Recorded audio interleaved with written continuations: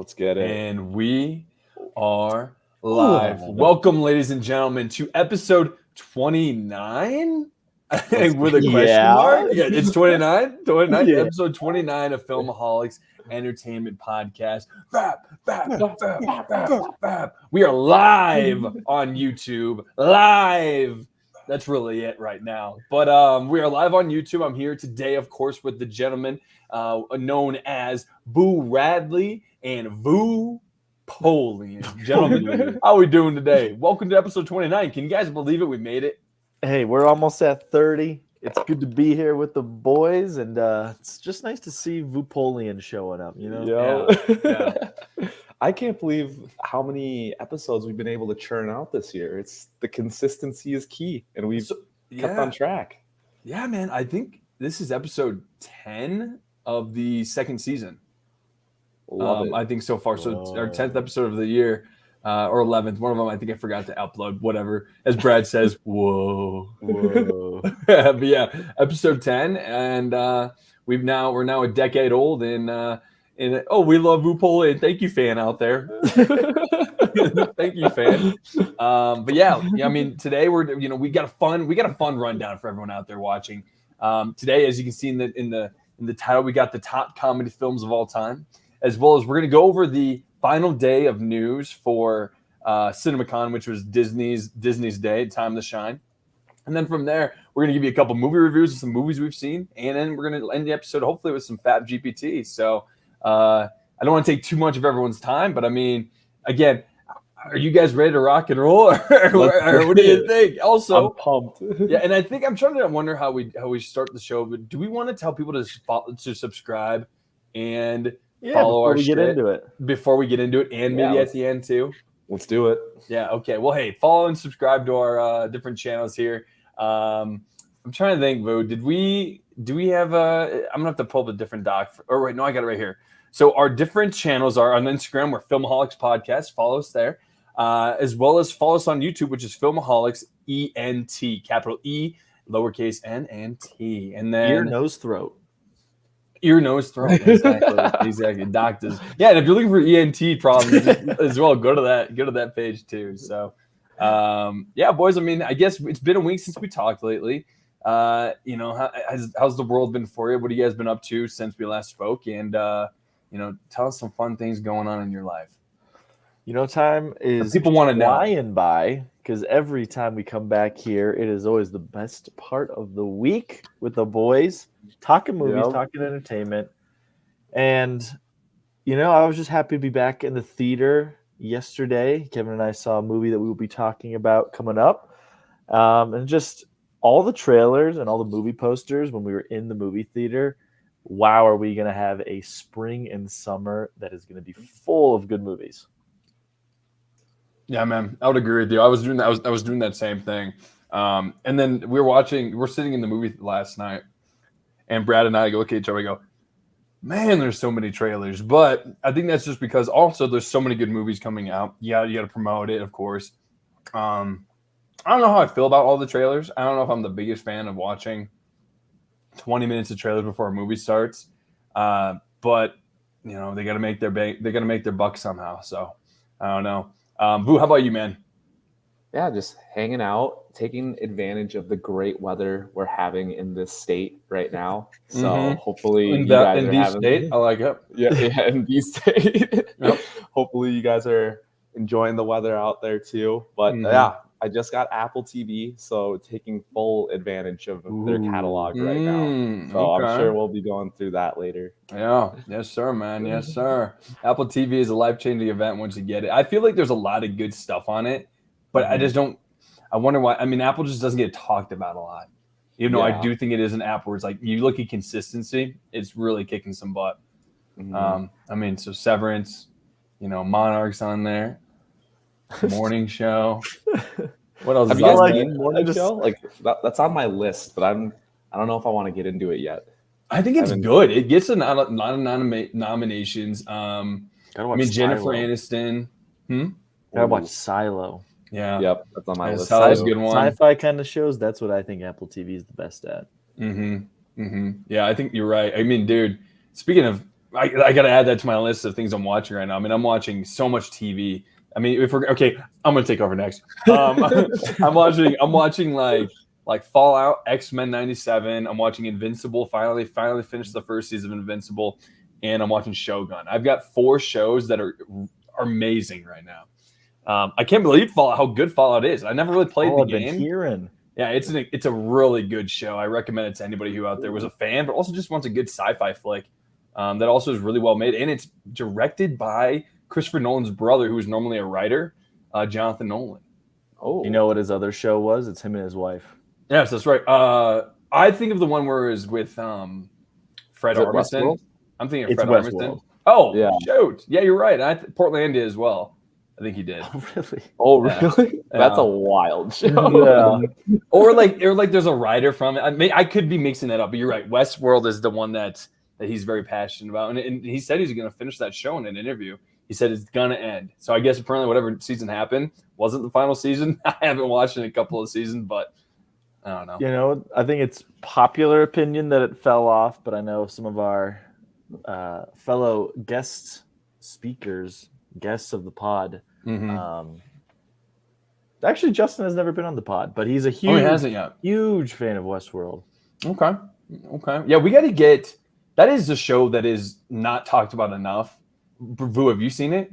I've never seen an episode. Oh, God, Vu, you have such a backlog, man. No offense. There's so much you need to see before you watch. I did hear that like the first season's crazy and then there's a really steep decline in storytelling. You might have heard that on the podcast you're on right now, but, but there's no confirmation. You heard it here first, right? Yeah, you heard it here first. Yeah, the rest. You heard it here first. I mean, the first season is definitely... I don't know. It's spectacular, but after the second season is not bad, but the third season I really was like, yeesh. Is that the one with Aaron Paul, or is that the one, or is that fourth season it was Aaron Paul? Oh God, I think fourth season's Aaron Paul. Yep. Once they left the Westworld, I'm not going to spoil for anybody else, but big deal. Oh, weird. Oh, weird, Abe. See? Oh, whoa. How'd that sponsor get here? Yeah, and also another sponsor on your shirt, Kevin. Oh, weird. Filmaholics sponsored by Coinbase? that'd be a weird coincidence. How did that happen? Yeah, that's how we got to start promoting our company, our brand, as reaching out to brands that like just don't have any sort of entertainment value to their name. So like Coinbase. Trying to think of other like really boring names. Skechers, like Filmaholics sponsored by Spencer. Well, Spencer's does have a lot of entertainment value. I mean, you go in there, there's, naked shoes. I can't wait for the Skechers Fap collab. Yeah, Fap collab. Yeah, that's what we need to do, dude. Yeah, it's our 3 faces on some Skechers or something. Shape ups. Shape ups. Oh man. Well, hey, enough about us. I think the people are here to learn a little bit more about what's going on in the news today. We don't have a ton of news. Our episode mainly today is about our tournament bracket. But the news we do have is from the day of CinemaCon. So we could call this episode CinemaCon Part 2. But the day of CinemaCon last week, where Disney finally announced, or Disney had all their announcements for what's going to be happening in the upcoming year. So are you guys ready to dive into the news? The announcements? All righty. So pulling this up. So we're looking at year. Disney needs a big year. Big after a lot of failure. I don't know if I ever told you guys this, but that I think was it over $200 million that Disney lost from Indiana Jones? Just Indiana last Jones. year, just Indiana Jones, they lost $200 million. I mean, Disney did win a Fappy last year, but it wasn't a great Fappy. It's not talked about enough. Yeah, what was the Fappy they won? Was it like most disappointing or something? Yeah. All right. Well, we may not be allowed in Disney World or any kind of Disney. I think it was most likely to fall asleep in the theater. Yeah, was it? They won 2 Fappies. Okay. All right. Well, hey, let me just share the screen here. So we're looking at the announcements. So the first announcements at CinemaCon last year were they started off apparently with, or at least they headlining this with, Deadpool and Wolverine shows 9 minutes of footage at CinemaCon. To quote, "Suck it, Fox. We're going to Disneyland." Love to see that. I'm guessing that's a Deadpool line.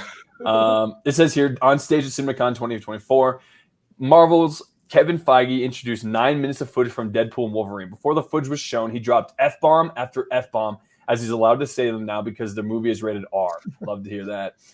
As for the footage, it kicked off with Ryan Reynolds as Wade Wilson, no longer as a superhero, but as a used car salesman. All right, that's pretty funny. While he may not be a superhero at the moment, he's still very inappropriate and on a test drive with the family. And he says, "Not that I didn't want to have kids. I just haven't had a lot of vaginal sex." After we see Wilson still has his Deadpool outfit in his locker, he and Rob Delaney's Peter head back to the one-bedroom apartment he splits with Blind AI or Blind Owl. Yeah, that's the old woman, I think, from the movies. And gets shocked by a surprise birthday party. Here we get to see one of the fourth wall breaks when Wilson says, "Hey, cocaine is the one thing Feige said is off limits." Oh my God, this movie is going to be ridiculous. The party is then interrupted as Wilson is taken by the Time Variance Authority. So the TVA, which is from Loki, if nobody's been watching it. Is the TVA in anything else, Vu, can you think of? I don't think so. Yeah, I think you're right. I think it's just this. Yeah, I think it's just that. Yeah, okay. And meets Mr. Paradox, which I think Mr. Paradox is played by Tom Wamsgam from Succession. Yeah. Yep. He says Deadpool. What is the line, Brad? What's the line from that show? I'm the eldest son. Eldest boy. Okay, good. Just want to make sure you said it. He says Deadpool can save the sacred timeline and that he's going to give him everything he's ever wanted. Deadpool responds with, "Suck it, Fox. We're going to Disneyland," and then proceeds to put on his new costume. We then get a sizzle reel with extended trailer footage, including Deadpool and Wolverine in his yellow suit. Finally. The first of its kind, finally. Deadpool and Wolverine will be released in theaters on July 26, 2024. So after seeing that, I mean, I think we all were really excited. Vu, I think you had this as maybe one of your top movies of the year. This is for sure like my most hyped movie this year, I think. Yeah. I mean, I know we've talked about this, but this movie is very important for the future of Marvel. It needs to be successful. I mean, what are your thoughts when you see this? I guess I know you're excited, but give me your thoughts on a little bit of things that were shown and just kind of your hype for Deadpool in general. And then, Brad, if you got a little bit of hype, I mean, I'd love to hear it as well. Yeah, I guess just the news and the images that I've seen behind set is just very exciting news. But I don't think alone, like even if this movie is good, it can't just be good. It has to be good and tie into everything that they're doing this phase, I think, just to make everything cohesive and like a linear path forward. Otherwise, even if it is just a good movie, like I won't care to see the rest of them, you know? So we need something to tie everything together at this point. Did you ever think you'd be saying that out loud, that Deadpool needs to be the movie that like connects to the new generation of Marvel? It's ironic, isn't it? It really is ironic. And we've been talking about this for so long. I mean, we were talking about the set photos a year ago where, you know, the rumors that he's going to be on the Fox, That's true. go back to Fox, the Fox lot and like take out a bunch of Fox heroes. And, you know, it's, I think it is kind of important because the one thing that's nice about Deadpool is it is a tongue-in-cheek kind of like break the fourth wall situation where if there's somebody who can kind of fix things by being like, oh, we did really crappy here, I'm going to fix it, it'd be him. Right? Yeah. They tried to break the fourth wall in She-Hulk. Yeah. Well, She-Hulk near the end there when she met Kevin Feige, the robot. Yep. Yeah. And there was a couple of times. But yeah, you're right. I just think he is good. And you know what? I was just talking to somebody about, if you look at what the future of Marvel is right now, I mean, you got, this is rated R, Blade's rated R. You know, X-Men 97 to me is more of a heavier cartoon and almost like Invincible, but not as crazy as Invincible. I just watched Invincible and I forgot how insane that is. You know, Captain America Brave New World's gonna have an African-American Captain America, which we will discuss, but the idea of like, you know, how society is going to deal with him as being a black Captain America. I mean, it's just, there's a lot of heavier tones and themes going forward that I think, you know, when there was a writer's strike, they thought to themselves, let's try to fix this. Let's make some good movies and try to wipe the slate clean going into Secret Wars. And I think Deadpool and Wolverine is going to be a cool way to introduce us into Secret Wars. I have a question for you guys. Brad, what do you think when you see this? And then secondly, does Wolverine make it into Secret Wars or does he die here? First of all, very hyped for this movie. I think there's a 0% chance it won't be good. Yeah. Like, it's just going to be good because Ryan Reynolds is perfect for this character. Mm-hmm. And, man, I bet Wolverine's going to die, sacrifice, do something to not be in the next because, I mean, I guess we keep saying it. I thought Hugh Jackman was done. He keeps going old. Yeah. Well, the rumor is that there is a rumor he signed like a 10-year contract. Wow. No way. Yeah. No way. It's a lot longer. That's one of my guys told me. So this is a year ago, but like he's divorced now. He's in insane shape. Yeah. I mean, you know, he looks really good for his age too. So, but like, I also hope that there's also rumors that there's other Wolverines. So this movie may actually introduce the future Wolverine. That's gonna be like the new X-Men movies, and introduce him in this as well. But the rumors there's gonna be 4 different Wolverines in this movie. But the main one, of course, is going to be Hugh Jackman. It's going to be kind of, again, like a tribute, but there's going to be other ones throughout the movie. Henry Cavill has actually been rumored as well. Do you think we're going to see the Wolverine, his daughter in Logan, as Wolverine in this? I bet we do. I really do think we do. This is exciting. I think she's one of the 4. Yeah. Wow. I've heard Daniel Radcliffe might be in there. But I am convinced that Taron Egerton is the next Wolverine. Who's that? Taron Egerton would be God. What are the movies? Gentlemen. What are they called? Oh, I think I know what you're talking about. The Kingsman. Yes, he's the main guy from Kingsman. Okay. Yeah. So I don't know. It's interesting. I think we're all excited about this. So moving on. Captain America: Brave New World shows first footage at CinemaCon. Harrison Ford asked Anthony Mackie to rebuild the Avengers. Now, I think we talked about Harrison Ford. Harrison Ford is now the president in the movie. He's supposed to play Red Hulk. Have you guys heard of that character? Oh, yeah. Have we seen him in any of the Marvel movies yet? No, because the actor who Harrison Ford took over for died last year. Oh, okay. Yeah. I mean, you'll see here, perhaps most excitingly, it features Harrison Ford's Thaddeus Thunderbolt Ross asking Anthony Mackie's Captain America to rebuild the Avengers. It pretty much is that. I'm trying to look here. Okay, the footage cuts to Isaiah Bradley and another agent being activated by some high-pitched noise, and they start attacking our heroes. Chaos ensues, and President Ross even throws a big punch. As Sam notes, the inner circle has been compromised. So essentially what it is it's just like a teaser being like, this movie is going to help set up, hopefully lead into maybe a low-key smaller Avengers for this movie, and then also lead into the new Avengers movies coming in 2026. I mean, are you guys interested in Anthony Mackie? I know you kind of set that joke, Vu, about Anthony Mackie leading another Captain America movie, considering he has no superpowers. Yeah. I mean, going to I never read that article, but I saw what you sent. It is kind of an interesting thought that he's really a normal human being trying to be Captain America. Yeah, I just think it's interesting how he's going to be like trying to take over the role of Chris Evans, but the only thing he has are his wings and the shield. Yeah. He's not genetically enhanced or anything. Not that I know of. I don't think he got enhanced in that show. Forget what it's called. I don't think he did not. No, he did not. Yeah. So, Captain in what is it? Falcon and Winter Soldier, or Falcon and Winter Soldier, I think is what it was. Yep. So yeah, it'll be interesting to see if he takes a serum or not to get boosted up. Otherwise, he's just another average Joe with high tech.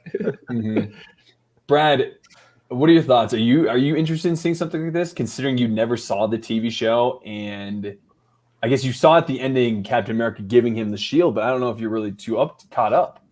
I think the whole Captain America thing I'm not interested in, but Red Hulk I am. I think Red Hulk's a cool character.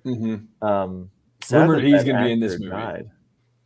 Yeah, I mean, age comes for everybody. But it's a cool character. It's originally this Thaddeus Thunderbolt Ross is like the father-in-law of Bruce Banner. Obviously, Hulk's not maybe in this. I don't know, but that's kind of like why he is Red Hulk, is to battle Hulk. I don't know how that plays into Captain America. I think it might lead into a Hulk movie, and I think what they're planning is never thought this to bring back a badass version of the Hulk. I mean, you saw Vu at the end of She-Hulk. You know, like he had a son, and he's Hulk has been, unfortunately, it's really sad what they did. Yeah, Hulk has not been a badass the entire Marvel ever since he's been maybe the first movie, but other than that, he's been, you know, more of a comedy character. You haven't seen the rage, the vengeance, the reason why Hulk is the most feared superhero. We haven't seen that yet, and hopefully the rumor is that this Thunderbolt Ross character becoming Red Hulk will hopefully bring this out of him. Ooh. I mean, we need it. I mean, Brad, I'm guessing this is, I think the rumor as well is that either they're making a World War Hulk movie or this is going to be the World War Hulk movie. Oh, that makes me happy because Hulk is not a comedy character. And so that's why I've been sad how they've done it with the Mark Ruffalo actor. So yeah, I think Hulk can be like a very scary villain in like a World War Hulk kind of thing, where like just unstoppable, angry fucking beast, and that's kind of what I want. Yeah, it seems like Marvel's taking a way more serious tone now after Thor: Love and Thunder. I think they realized that comedy stuff isn't going to work on every movie. It's all it's all about balancing it. You can't go one part into it too much, and because things like that. Yeah, it's interesting. I'm interested in this because I don't know how they're going to do it. And I think that's what intrigues me. This also means it could be the biggest one to fail out of all of them. That's if true. you ask me. So, yeah. We'll see. I'm excited for it, though. Yeah, I am too. I'm excited. So it's going to be coming out February 14th, 2025. All right. 13 minutes of Kingdom of the Planet Apes sets up the wild adventure to come. Perfect Valentine's Day. It is Valentine's Day. All right. Hell yeah. Babe, we're going to the movies. Babe, why are you wearing your Captain America onesie to bed? Oh, that's so funny. Attendees at Disney CinemaCon presentation were treated to 13 minutes of footage from Kingdom of the Planet of the Apes. It all began with some beautiful shots of nature. We follow a hawk down a river in the woods with rapids and waterfalls, and we're soon in the company of some young apes making their way along cliffs and treetops. Noah, the protagonist of Kingdom of the Planet of the Apes, is one of these three apes, and he leaps across the chasm. Is it chasm or chasm? Chasm. I think it's chasm. You're right. And climbs his way up to a nest of eggs. The mother hawk returns and knocks him off as he starts sliding down a cliff before saving himself. Apparently, they cut then to Noah's village being attacked by bad apes who want to burn it down. They wear armor and have tasers and beat up Noah something bad. He wakes up after the battle and appears to be the only ape left. He finds the body of his father and buries him under stones and vows to find the missing apes and bring them home. He comes across an old train tunnel and exits to the ruins of an American city where the skyscrapers are all overgrown with vegetation. It's a striking image and only the beginning of Noah's journey. So you hear that. Are you guys excited for a fourth Planet of the Apes? Yeah, I'll see it. Looks good. Yeah. I love the first three. So I did too. I did not know this was a Disney product. 20th Century Fox, which is owned by Disney. So it's technically 20th Century Studios. It's not under a Disney banner. It's like how Hulu, Hulu is pretty much like all the Fox stuff. Okay. It's kind of like sense. That. Yeah. They have their own company, but like they're going to show up to this event here, essentially. Yeah. I mean, I know I'm very excited about it. I think it's kind of cool that they keep going with these. If they can keep nailing it and hitting out of the park, I think these Planet of the Apes movies are one of the nicest surprises to me as a movie fan. I never expected them to be this good. Yeah. I'll probably have to rewatch the first three just to get pumped for this one because it's been a very long time since I've seen them. Yeah. It is kind of crazy to think the first one with James Franco in it, how the city's thriving and now where it's at like thousands of years later. It's kind of cool that they've really done well. And then, you look at the old director, Reeves. I can't think of his name right now, but he did the Batman. And because of that, now he is the main, he's now honing one of the top characters in all of movies and comics and whatnot, just because he nailed those movies so well. So hopefully the director of these new movies can, kind of repeat the success of the others and we get ourselves another enjoyable viewing. Movies are back.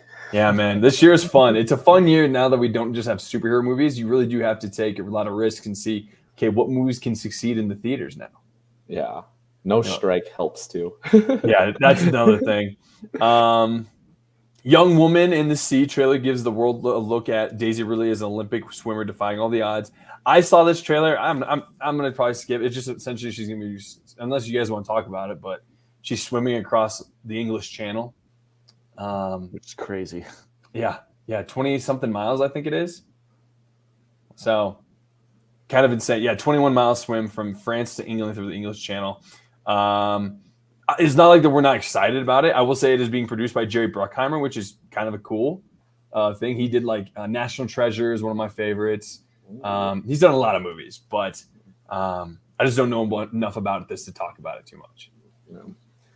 Alien Romulus, and I was talking to Brad about this yesterday. We think Alien Romulus is going to be fantastic. As the headline says, the footage is as scary as it is awesome. I mean, oh boy, come on. I really can't wait. I mean, the few scenes from Alien Romulus were shown at CinemaCon. It all began with a pre-taped intro from Ridley Scott and director Fede Alvarez before jumping into a few scenes from the film. We get to see Kaylee Spaney, Rain, that's 4 names. Wait. Oh, that's our character name, I think. Whatever. And crew investigate a ship, an android rebooting itself, a xenomorph escaping from a container and swimming through a flooded ship before face-hugging one of the crew, a chest-bursting seizure scene, and more. That sounds amazing. I mean, Vu, you haven't seen these ones, right? I have not. Brad, you have, though, right? Mm-hmm. I mean, explain to Vu why is the Alien series so popular? I feel like we haven't had a lot of great Alien movies over the last 20, 30 years, but there was a point where this was the scariest sci-fi movie you ever put out there. Because I think the most recent ones, they get away from what I'm about to say because it gets so big in scale and like the space. Whereas I think the reason the first especially was so special was like you're stuck on a ship with quote unquote the most deadly thing in the universe. Like it is just purely the xenomorph is just a killing machine. And you're just being hunted essentially. And there's also like really fucking creepy shit because the babies of these xenomorphs and how they reproduce is going in your throat and then bursting out your stomach. Like it's just really hardcore and you're being hunted and the tension and it's just like, because it's all black, you know, not good lighting. And you're like, where is it? Because it's just hunting you. And I think that's what makes it so good. Jeez. I wonder what movies the like average viewer would need to watch before this to get like enough background info to fully understand everything. Or if this is one that you can just jump right in. I think you can jump right in. I bet you could, but I think it wouldn't hurt to watch just the first, just to give you an idea, like sets the stage. Because the first one came out like a long time ago, right? Oh my God. 70? 79. 79? Yeah. Jeez. I just rewatched the 4K updated version of it. It looks amazing. Really? Like it looks, it's like it looks just as good today as it did in 79.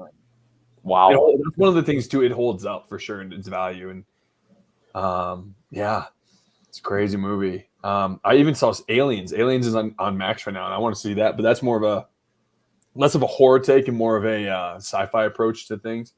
Would you say, Kevin, that the 4K Alien, how it looks so good, is it still scary? Even oh my God, yeah, 79? Dude. Yeah, dude, it was awesome. Yeah, it was awesome. If I had not seen that movie, which when I was a kid, it horrified me. It truly did. So I'll have to add it to my list. Yeah, man, I do recommend it. It's one of those movies where like it's a true sci-fi horror. It's like you know, like Terminator 2 was an amazing movie. You know, there's a reason to keep trying to make Terminator movies, trying to get that old what's the saying I'm trying to say? Just that old nostalgia. You know what I mean? Yeah. Like these movies, just it's as good as like the original Jurassic Park. You know what I mean? It's one of those things where if they can make a good set of movies, this will make so much money. Yeah. So, and I think they are inspired. It was also kind of inspired by that movie, Predator, the Predator movie, Prey. You know how that was a little bit of a smaller scale, a little smaller story, didn't have anything to do really with, you know, the bigger grand scheme of things. So instead of trying to make a franchise out of this movie, they're just trying to say, hey, we're going to put a good movie out and if people watch it and like it, maybe we'll do more. But as of right now, it's just putting a story together that we want to create, and we're gonna hopefully revitalize the entire Alien saga. Yeah, I'm excited. Mm-hmm. There's so much stuff coming out. Like, this is a great time to be a movie fan. Oh, I do too. I think that same way, dude. And then Inside Out 2 footage shows the troubles of becoming a teenager. So who here, and we're going to do a Pixar ranking someday, a tournament, but I mean, who has Pixar? I mean, Inside Out's a top 5, top 3 Pixar movie. So I haven't seen this one yet. It's on my list, though. Made me cry. Oh, bald like a baby, man. Bing Bong, man. Bing Bong. Oh, my God. Bing Bong is one of the most amazing characters. Yeah, Vu, if you want to cry, this one will bring it out of you for sure. Okay. And it's one of those things where it's like your inner child comes out a little bit when watching this movie. And just great characters, great cast. It is truly and it's the highest, besides Toy Story, I think it's the highest rated on Rotten Tomatoes movie in Pixar. Okay.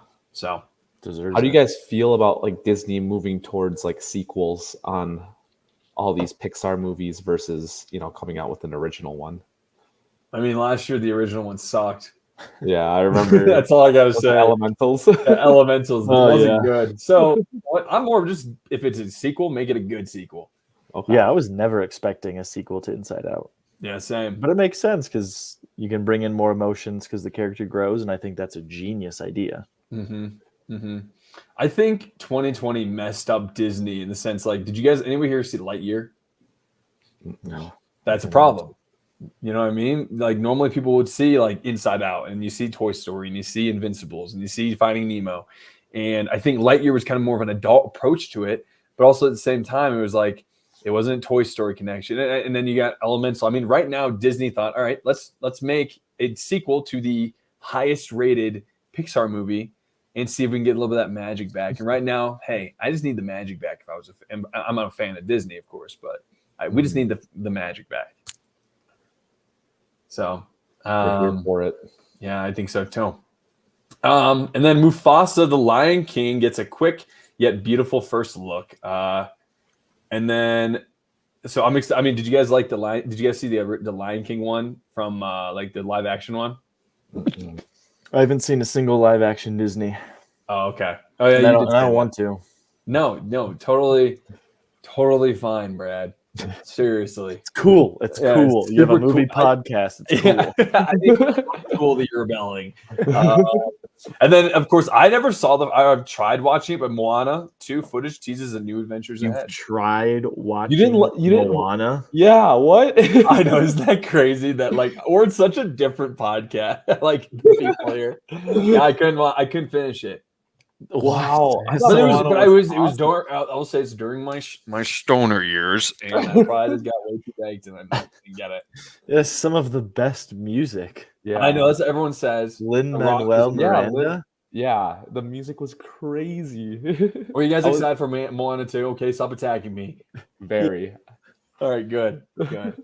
Well, that Moana 2 looks like it's coming out November 21st. Ooh. So. Great Thanksgiving movie.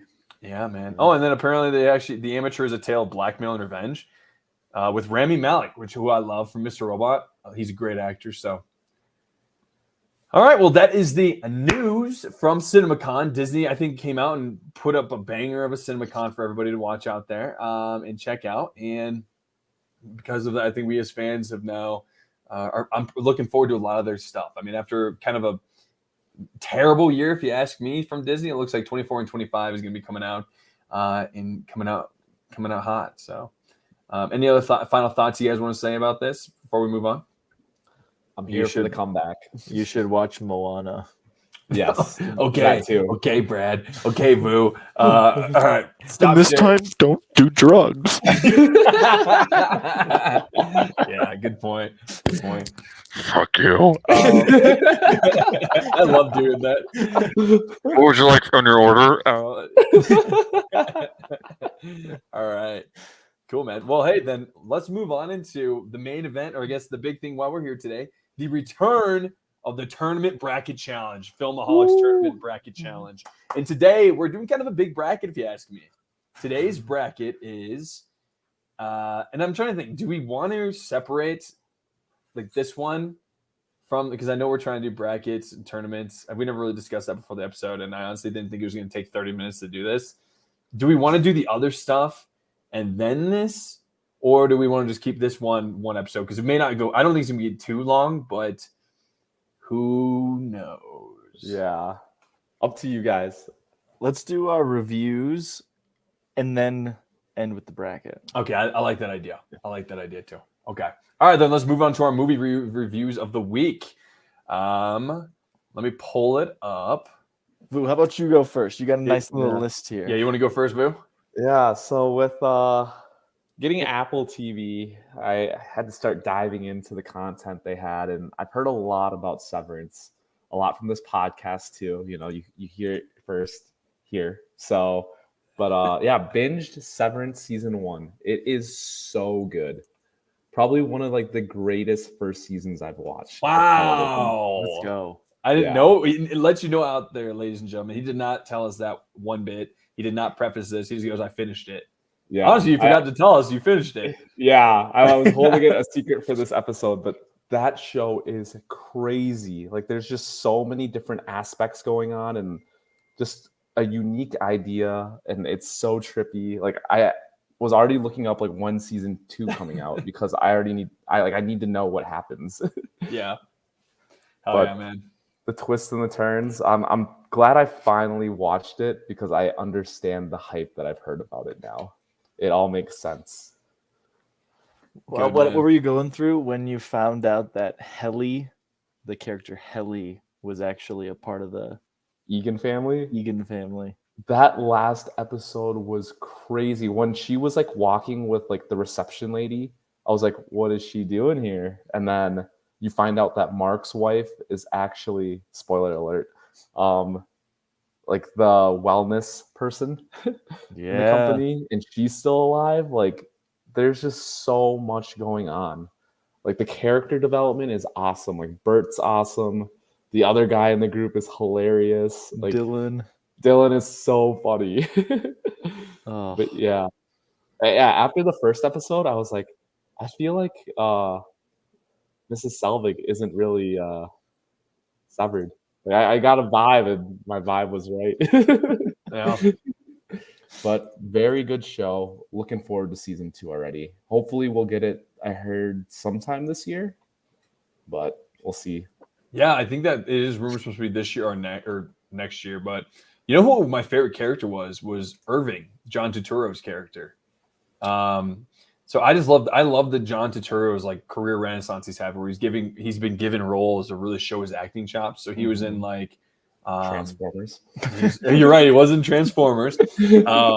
He's also in one of my favorite shows I've ever seen on HBO, and I think I brought it up to the podcast here. He's in The Night Of. Yes, yep. He's the lawyer in The Night Of. I love him in that movie. He was great. Yeah, he had like this weird like skin condition in that show. Oh yeah, but he's also a villain in the Batman. Like, he's a very good character in the Batman. I think he's just a really good actor, and I like that he gets to be in movies that really show his acting chops. So I'm excited to see him in more. Yeah, he's got range for sure. For sure, man. I'm glad you checked it out. Yeah, excited that I'm all caught up. The next thing I watched was Napoleon. Honestly, probably one of the worst movies I have ever seen. Oh, really? Okay. Yeah. I don't know if that's a hot take or not, but I just found it to be really boring. No, I don't think that's a terrible take. I saw it in IMAX, so I liked it better, but like I've heard a lot of people really did not like it. A lot of critics didn't like the movie. Yeah, I could see it being a bad TV movie. Yeah. Yeah, I could see like the battle scenes and everything being cooler to watch in IMAX on the big screen with like, you know, the surround sound. But yeah, watching it at home, I just thought it was super like there wasn't really a plot line, you know, like there wasn't anything that made me like, oh, what's gonna happen next? What's gonna happen next? Like it was just very boring to me. So okay. No, that's fine. I don't think I think that's you're allowed to do that. And I think that's the first hatred of a movie I've heard you say. Yeah, I was disappointed. 3 hours long. Yeah, yeah. This was a movie I could have slept to, like the Indiana Jones movie, which I was super hyped for this movie because Joaquin Phoenix is in it, and I didn't know Vanessa Kirby was in it until I saw like the opening credits. I was like, oh, this is gonna be awesome! Like great actors and actresses in this, and I was like, geez, like I don't get what the point of 3 hours later. yeah, exactly. Sure. I just thought it was a bit boring for my taste. Okay. So right after that, I had to watch The Social Network to restore my faith. Yeah, to get that taste out of your mouth. And yeah, I mean, I love that. Social Network is a top 3 movie all time for me. Yeah, it still holds up. Like I've seen this movie does. like 4 times now, and every time I swear it gets better. Yeah. I mean, we are a David Fincher podcast. Yeah. And there's a reason for it. We're Fincher boys. And we're Fincher I boys. love David Fincher. We're Fincher fanatics. Yeah, Ooh, there we go. Fincher fanatics. Yeah, Fincher fanatic. We're Fincher felines.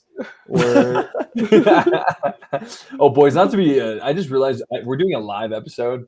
So I think we have to do it in this one. Like, I should have prepared us and did 2 different videos. Like, we should have done like recording. Oh, that's right. So next time, let's do it because we're live on YouTube. I just think let's just do it here, and then next time we're going to be doing that. But you know what? What's fine? Okay, No, that's okay. that's okay. Okay, Brad, your turn for reviews. Okay. Oh, let's move. Did you have any other ones you want to go through? No, that was it. All right, there we go. Brad, Yeah, all I have Brad, seen. it's your turn, buddy. Oh yes, all I have seen was The First Omen. Kevin and I went to see it. I was really hoping it would be. We saw another movie.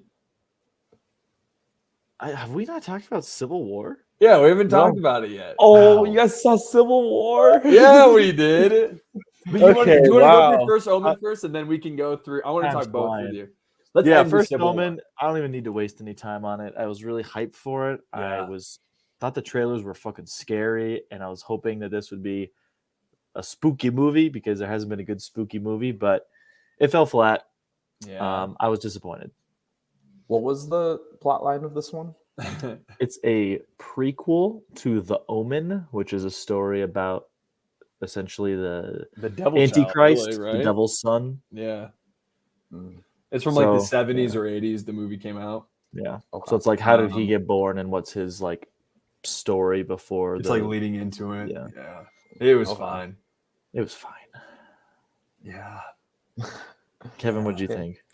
I mean, I thought there was like, I 100% agree with you. I thought it was going to be so much better. I thought for some reason people were saying it was a decent horror movie. And maybe we have just really had bad horror movies besides like Interview with the Devil and things like that. I just thought, I mean, the acting was good. I actually thought when she turned into the devil, I thought that was actually kind of a crazy scene. There were some crazy scenes in it. Maybe the most disgusting scene I've ever seen in my entire life, when some lady was just giving birth to something I don't want to talk about, and it was the worst, the most Brad, you know that scene? Oh, what? You see the eye of the beast, Vu. What? You look into the eye of the beast. It is, and there's a beast coming out. Like, I say that because there's a beast coming. It's disgusting, and they're kind of like teasing, like, oh, they're about to show what's happening, and you're like, no way are they going to do it. No, they did it. Oh. And the movie apparently got rated NC-17 before, so I could see because of that one scene in general. Yeah. I mean, again, it was not a bad movie. Good acting, not bad. Kind of boring at some points, but like, there were times where I got chills and like I was like, "Oh, this is scary." Yeah, but I know it could have been more. Just if it was shot differently, it could have been more. I think they're setting it up for more movies too. I think they're going to remake The Omen. I think that's like the goal here. I just make some new movies, please. Yeah, I know, right? You gotta try to make money at the theaters, I guess. Whatever.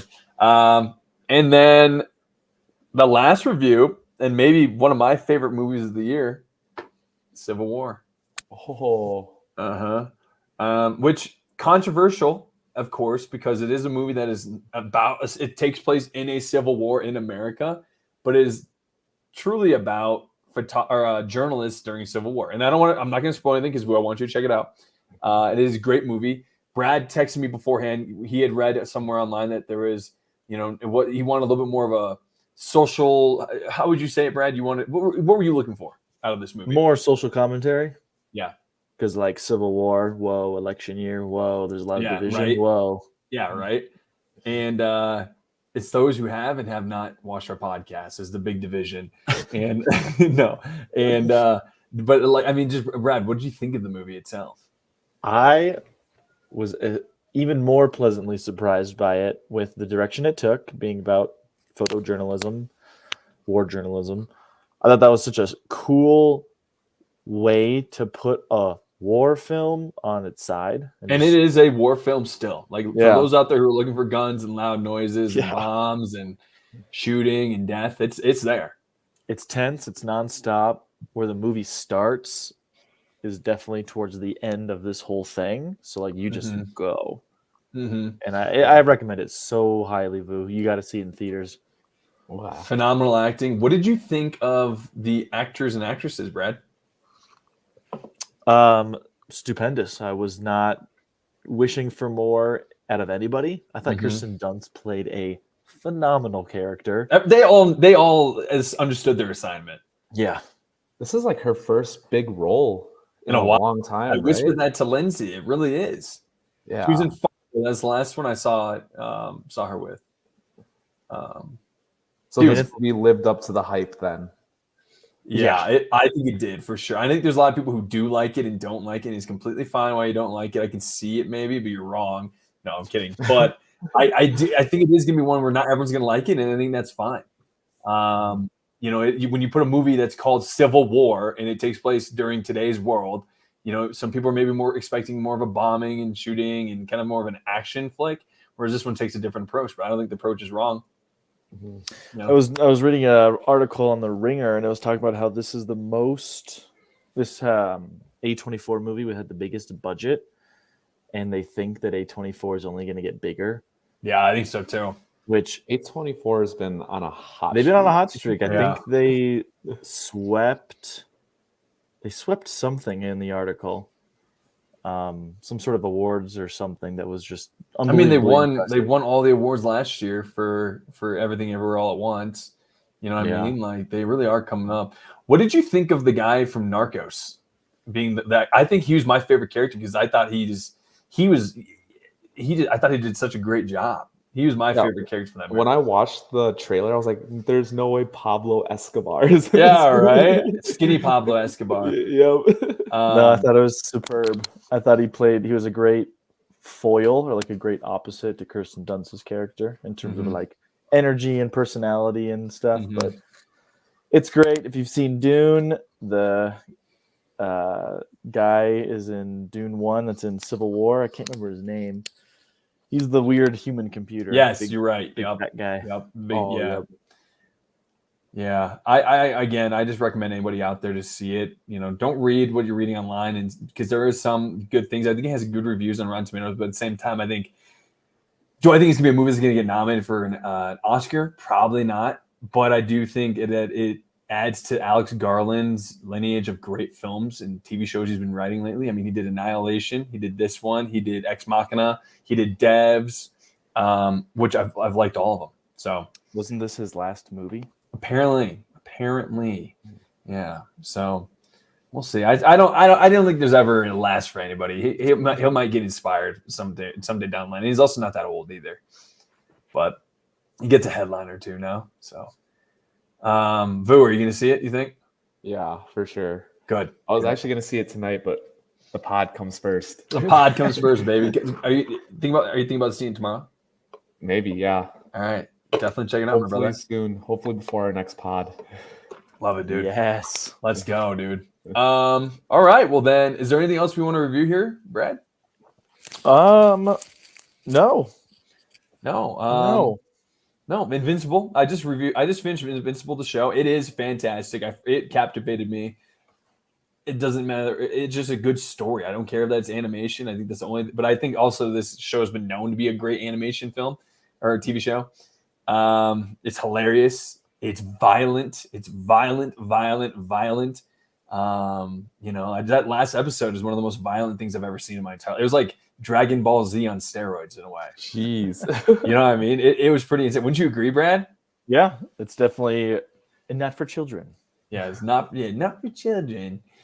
So yeah, I like that show a lot. I'm really glad I finally finished it. I'm ready to rock and roll on season 2. So gonna start that tonight. Vu, did you check out? Are you caught up on X-Men 97? I am. What'd you think of episode 5? Sad. Yeah. Very sad. Yeah. Cartoon show ends with black, and the episode ends in black and just tears. Like it is such a good episode.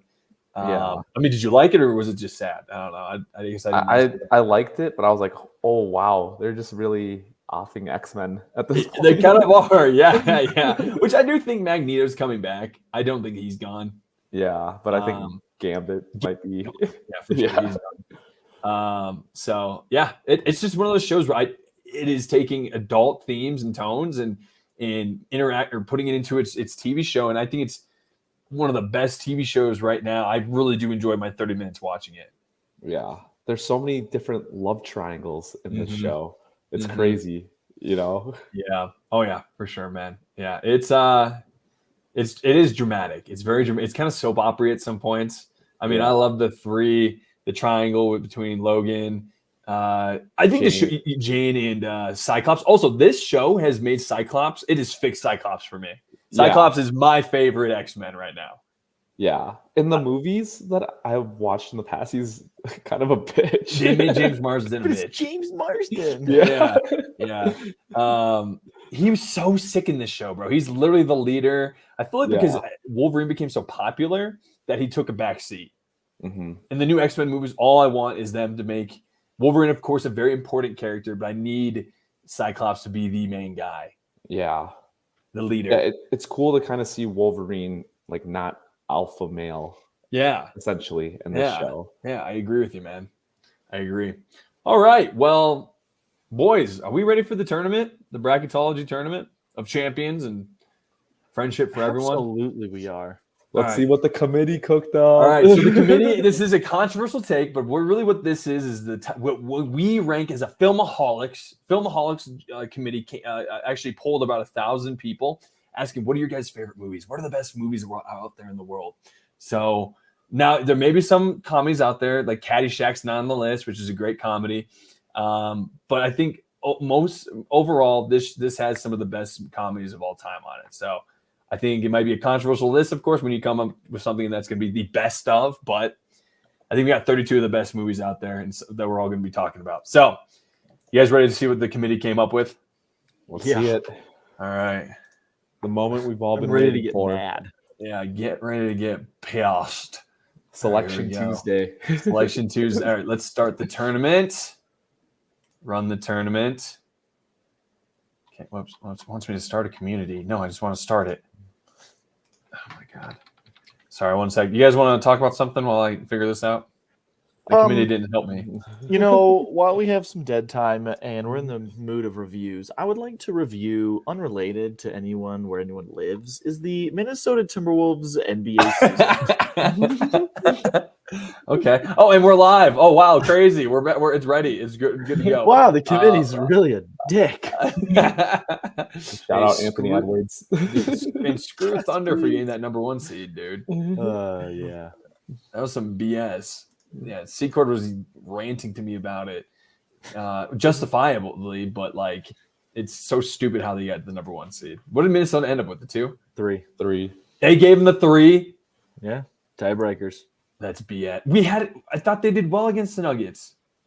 We didn't have the same record. We lost to the Suns. Oh, did they? Oh, can't do that. Not to dox anybody. Yeah. No, we're not doxxed. We're good. All right, how do I do this dang thing? All right, here we go. So the best comedy movies of all time is a bracket of 32. We've got Old School versus Zoolander. Forgetting Sarah Marshall versus Shrek. Oh. Anchorman versus Monty Python and the Holy Grail. Tropic Thunder versus Airplane. The Hangover versus Talladega Nights. Dodgeball versus Ice Age. Superbad versus Waterboy. The Other Guys versus Horrible Bosses. Step Brothers versus Borat. Napoleon Dynamite versus Bridesmaids. Oh, this is going to be awesome, dude. Photo Virgin versus Knocked Up, Happy Gilmore versus 21 Jump Street, Dumb and Dumber versus Hot Rod, Pineapple Express versus Elf, Wedding Crashers versus I Love You Man. No, I didn't see that. Oh, that was gonna hurt. And then Tommy Boy versus Waterboy. I think Waterboy's in there twice. Is it? It's against Superbad up there. Oh my God. Then what should we put in? Well, I guess. Fuck. It won't let me adjust it. Or will it? Yes. Yes.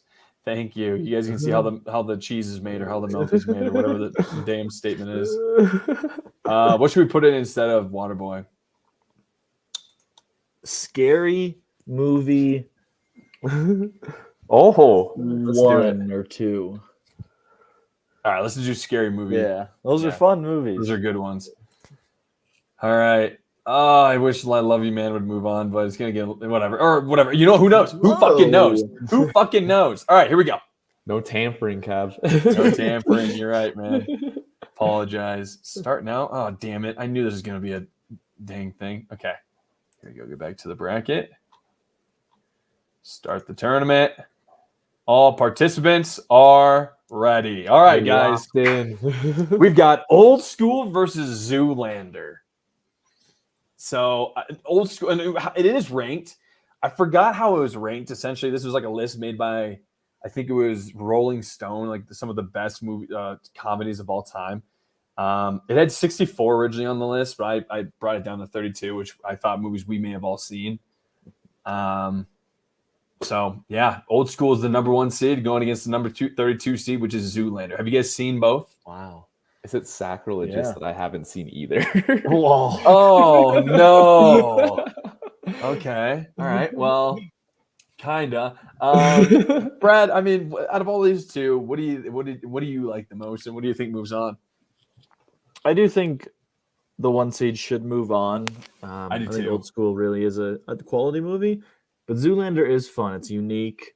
I like a good. That's like Ben Stiller when he was killing it. Yeah.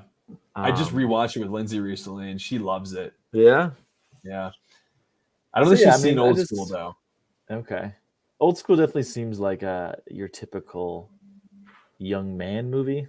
For sure. It was the movie in the it essentially introduced an era of Will Ferrell. This was Will Ferrell's first movie when he was currently in SNL. Wow. Wow. Yeah, and is this the one about like him in a frat? Yes, it's freaking hilarious, man. My Old Man Blue is an old man that's his best friend. It's so quotable. Him running down Main Street naked and his wife driving by and seeing him with her friends. I mean, it's such a quotable movie that I can't quote right now because I haven't seen it in a while. But it is really, when I watched it, I was like, yeah, this does live up to the hype, and it's just crazy. Yeah, I say it moves on. Yeah, Brad, if you have a list, please add it to your list. I'm adding Old School. Shout out Letterboxd. I've been getting into Letterboxd. Yay! Yes, shout out Letterboxd, Brad. I think we all should. Vu, it's a way to like keep track of movies you've been watching, and you can make watch lists. Okay. So I've been doing that. I've been reviewing all the movies for 2024, so I can keep a list that way. Oh, I love it, Brad. That's smart. Yeah. Fuck yeah, Brad. All right. Well, I got to add you on Letterboxd. Oh, yeah. Okay. I didn't know you could do that. Yeah. You got to get a FAP track. Vu, get on. We're going to get a FAP Letterboxd. Yes. That'd be amazing. So Old School wins 1-0. We're moving on. Mm-hmm. Would you guys say that this is close? What no, I don't think not really. Close. Zoolander puts up a fight. It makes it fun. Yeah. All right. We've got a 16 versus a 17 seed. We got Forgetting Sarah Marshall and Shrek. I think Forgetting Sarah Marshall is my number 1 seed, or number 2, or it's one of the funniest movies. It's got Jason Segel in his prime, in the middle of How I Met Your Mother. It's got, if you look at the cast, it's unbelievable. Let's go. He gets dumped butt naked in that scene where he drops the cereal and his penis shows. It's hilarious. You got Mila Kunis as a sex figure here. You got Kristen Bell as his ex-girlfriend, Sarah Marshall. You got Paul Rudd, which he has one of the funniest lines as being the stoner surfboard guy. Russell Brand, Jonah Hill, Dang. Bill Hader's his best friend in it. I mean, it's just such a funny movie. It's got an 83% on Rotten Tomatoes. Vu and Brad, have either of you guys seen that movie? I have not, but now I really want to. Oh, it is so funny, Brad or Vu. You're gonna get this one. Vu's gonna get a lot of movies. I feel like. Yeah. Oh yeah. Yeah. And then you got Shrek, and we've talked about Shrek so much in this dang podcast, more than most. And Lindsay thinks we need to somehow incorporate Shrek into every single thing we do. How funny would that be? Like best dramas, Shrek. It's a movie for all. It really is. I mean, it's one of the greatest animated movies of all time, and it's freaking hilarious. So, Brad, what are your thoughts on Forgetting Sarah Marshall and Shrek? I think it's an easy one. I think it's Shrek. I think start to finish, I think Shrek is just a brilliant movie. I've rewatched it so many times. I watched it like a month ago. Yeah, I can't say enough. I think it deserves to move on. Personally. All right, we're gonna have to pull up horse racing for this one, or should we do the wheel? I can grab the song as well. What do you guys want to do for this? I love the horse racing. I feel like that's like on brand for Fap. All right, here we go. All right, here we go. Give your thoughts on Forgetting Sarah Marshall. I'm just not the biggest Jason Segel fan. Oh, are you not? Okay. Yeah, because again, I've never really was a How I Met Your Brother person. Yeah. Which like I he's got that was. show Shrinking, I think, on Apple. Like I haven't even had any interest in seeing it. Yeah. So I think that's why it goes. Would you consider Forgetting Sarah Marshall a rom-com, or is it just comedy? It is a rom-com because he falls in love with Mila Kunis. Oh wow! See, Brad, I think you'll like it, man. Yeah, I'm a big rom-com guy, so I gotta add this to the list. Yeah, man. Let me get this. Okay, we're gonna do 10 seconds. Okay. God, this is so interesting. How do I? Okay, set. All right, guys. So let me share my screen here. StreamYard, present, share screen. At the races, horse race. I love the horse racing. All right. Are we now? What do we want to do? Do we want Sarah Marshall be 1 or Shrek number 1? What would you guys like to put the horses as? I say the higher seed is 1. Yeah. So higher seed. seed. The lower seed is 1. Okay, so then that was Forgetting Sarah Marshall. All right. You guys ready to rock and roll? Let's go. It's 10 seconds. Here we go. 3, 2. I have to press play somewhere. I don't know where. Do I just click this? Oh, and start. Here we go. Oh no! Shrek's winning. Oh, Shrek's winning.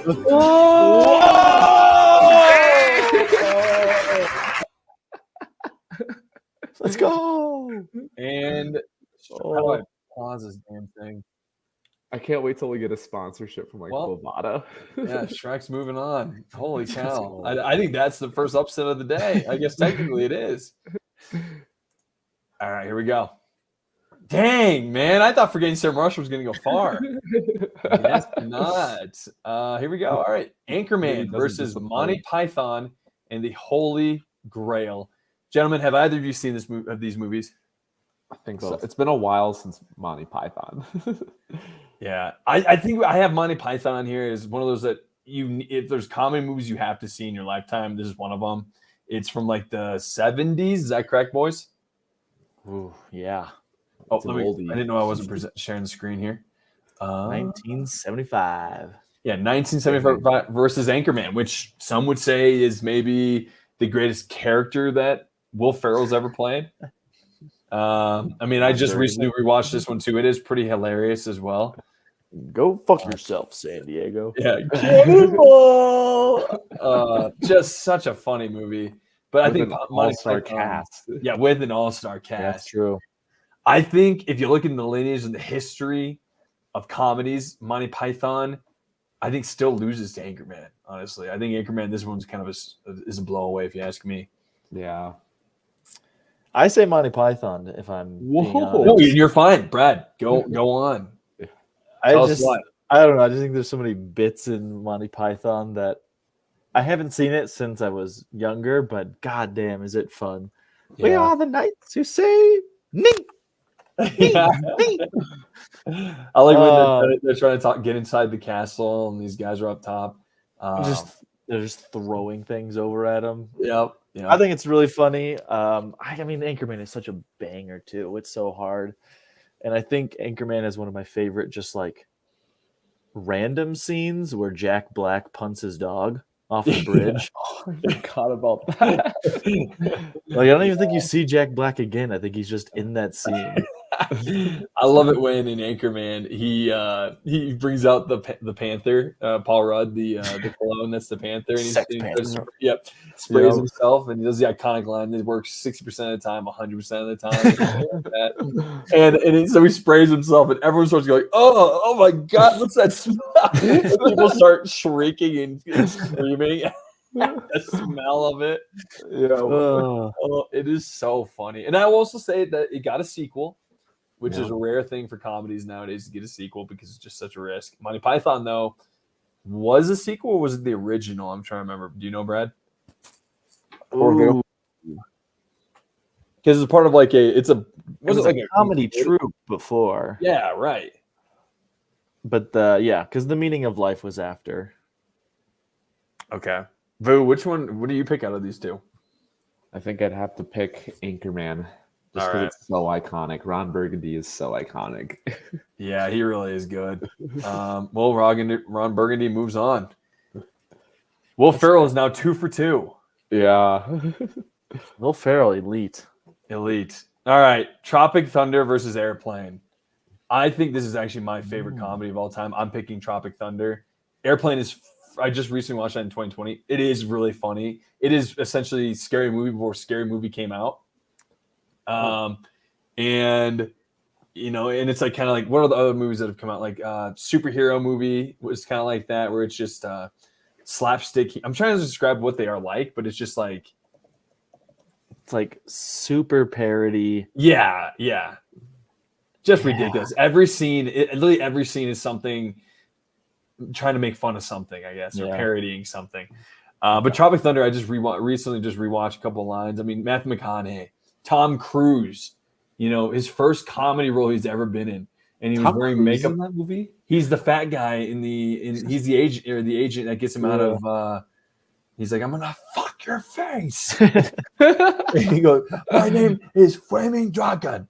Oh, Flaming Dragon. Okay, well, I just quote it so much. You got Robert Downey Jr. got nominated for Best Supporting Actor for this movie. Ben Stiller was an while in blackface. Yeah, while in blackface. That's that's unheard of for like a comedy movie, right? To get nominated. Yes, unheard of. Yeah.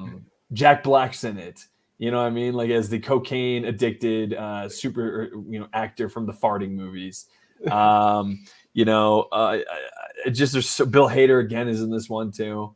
And then Ben Stiller's in the best shape of his life for a comedy movie set in Vietnam, but he wanted to get jacked up for it. You know what I mean? Like Ben Stiller calls this movie his coup de grace, his like greatest movie of all time, his masterpiece is what he was trying to make with it.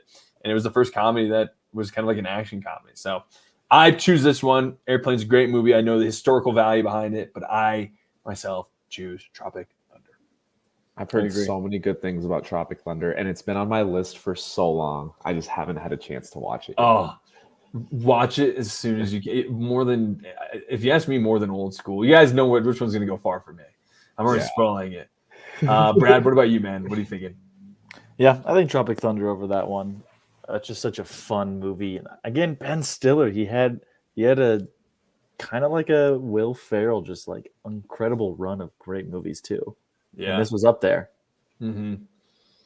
I would agree. Vu, have you seen Airplane? Or I guess you haven't seen Tropic Thunder? Yeah. Well, Tropic Thunder will be on my list. Check it out, my guy. If I had to choose to watch one tonight, Tropic Thunder, Old School, or Forgetting Sarah Marshall, which one do I watch? I think you should pick Tropic Thunder. Well,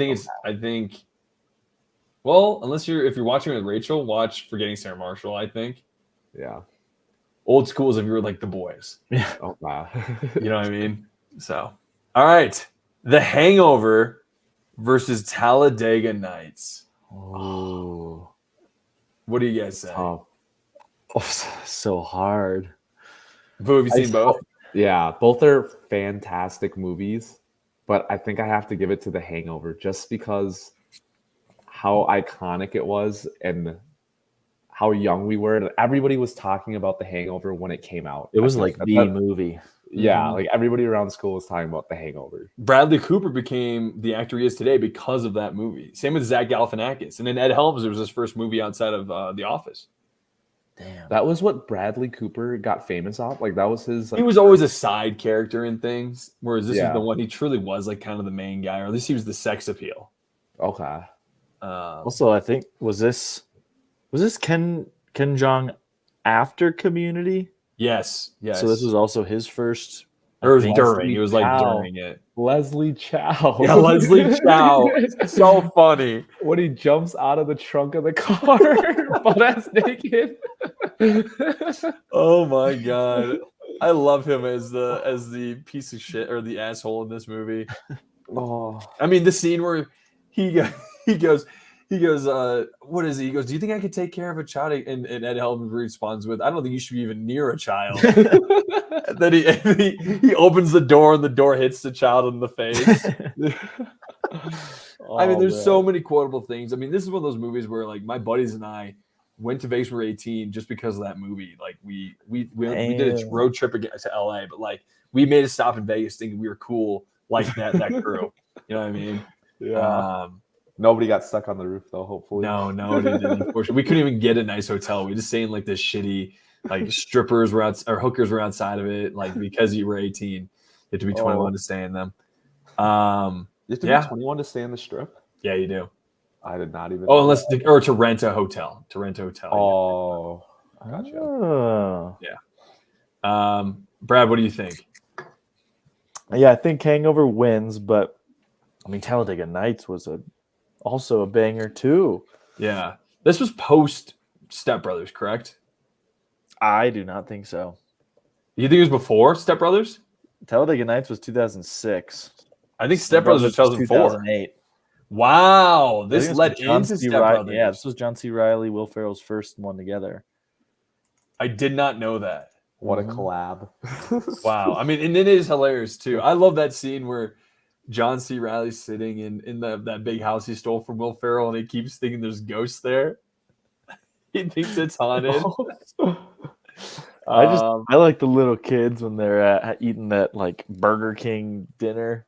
Yeah. And they're like and they're praying. They're praying and their grandfather was like, "Oh, you're not raising these kids right." He's like, "I'm gonna come at you like a spider monkey." Iconic line. Iconic line. So sadly it'll lose, but I think there's a place for Talladega Nights. Yeah, I think this was a very high scoring game. For sure. I think this is a good matchup.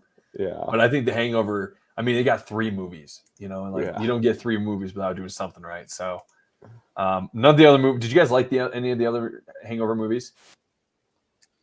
The second one was all right. Remember that. Hangover is the highest box office comedy at that time. The second one was? No, the first. Like those. Oh. It was the highest box office for a comedy film ever. There was just so much buzz, and it was such a cultural like phenomenon. Yeah, I mean, maybe people didn't expect these 3 guys to make this great of a movie. You know what I mean? There's no Will Ferrell, there's no Seth Rogen, there's no Jonah Hill, there's no, you know what I mean? Like, to me, it exceeded expectations. It's not a purse; it's a satchel. Yeah. Like, oh my god, that's so funny. Good choice, good pick. Yep. Next step is dodgeball. If you can dodge a wrench, you can dodge a ball versus Ice Age. The nut that is never caught. Brad, I know you had a lot of passion for this one. Can you who do you think wins? Who do you want to move on? It's extremely cruel of the committee to put up against dodgeball. Yeah. I do think dodgeball should go on. Oh wow! Okay. But I was gonna give you a chance to go with Ice Age on this one, but I want to say Ice Age, but it just has a special place in my heart because I just remember seeing it in theaters when I was a kid, and I was just laughing so hard I would cry. Yeah, because I just think the main character was Sid, and then Ray Romano. I mean, come on. Yeah. Like, I think it's just a fun cast of people together. Also Dennis Leary with Diego. Yeah, and then, he was good with that character for sure. And then a little squirrel. I just Yeah. thought it was fun. I wanted it to be on here because I think it deserved it as a nice animated movie. There you go, Brad. There you go. Respect. Well, thank God fucking Shrek moved on instead of forgetting Sarah Marshall. I'm glad we got one moving on. Boo, what say you, buddy? I think I would have to choose Dodgeball. I haven't seen the movie throughout, but I've seen clips. You haven't seen Wow, now that's what you should watch tonight. Yeah, that's such a ridiculous comedy. And it's short too. So really? It's Vince Vaughn in his height. You're gonna start noticing trends here with movies like there was a big Vince Vaughn trend, big Vince Vaughn, big Ben Stiller, big Will Ferrell. You know what I mean? Yeah. And then Seth Rogen, Jonah Hill for a little bit, but I think Jonah Hill started moving off of this into more of a serious actor. I'm sure we'll pull that movie up soon. But all right, we're going Dodgeball. I'll give my 2 cents on Dodgeball next round, whoever they're facing. Yeah, me too. That matchup's gonna be brutal. Oh no. Okay, Superbad versus Scary Movie. I'm just gonna say Superbad. I mean, I think you had 3 kids. McLovin. I mean, it's a rated R flick that I think has transcended time, and I think whoever you ask, Superbad's a top 5 movie for comedies of all time. I mean, do you guys agree, or am I incorrect on that? Yeah, I have to think about it, but the first time I watched Superbad was like 3 years ago. Oh, really? Yeah, and I think it's an awesome movie. Yeah, it is so good. Yeah, I mean, it did things like spawn off things like Project X. You know, like it started the career for Seth Rogen and Bill Hader in the movie industry. I mean, Seth Rogen had been in stuff, and Bill Hader, of course, was on SNL. But their combination together, just hilarious.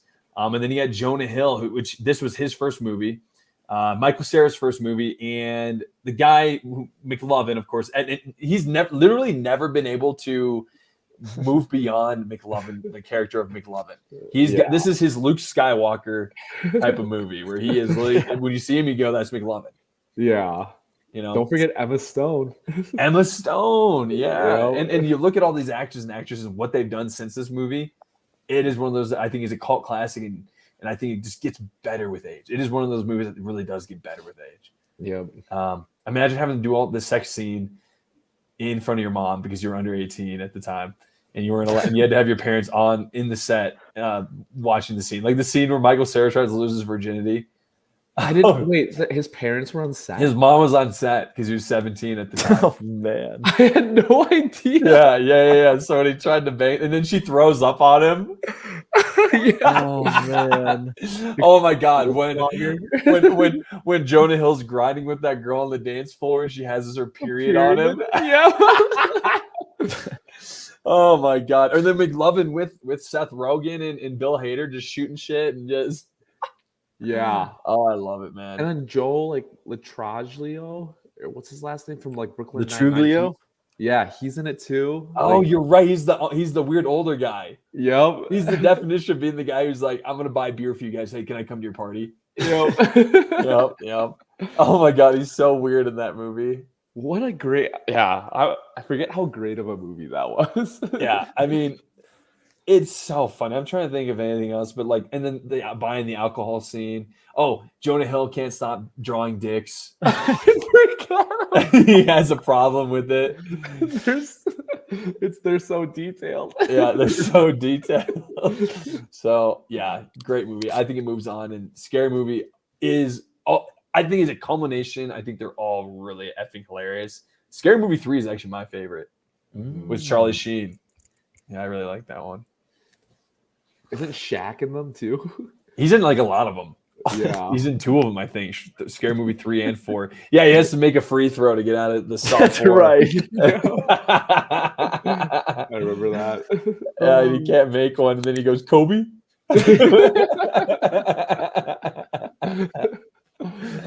Oh, so funny. Brad, anything else you want to say? Did you want Superbad? Yeah. All right, cool.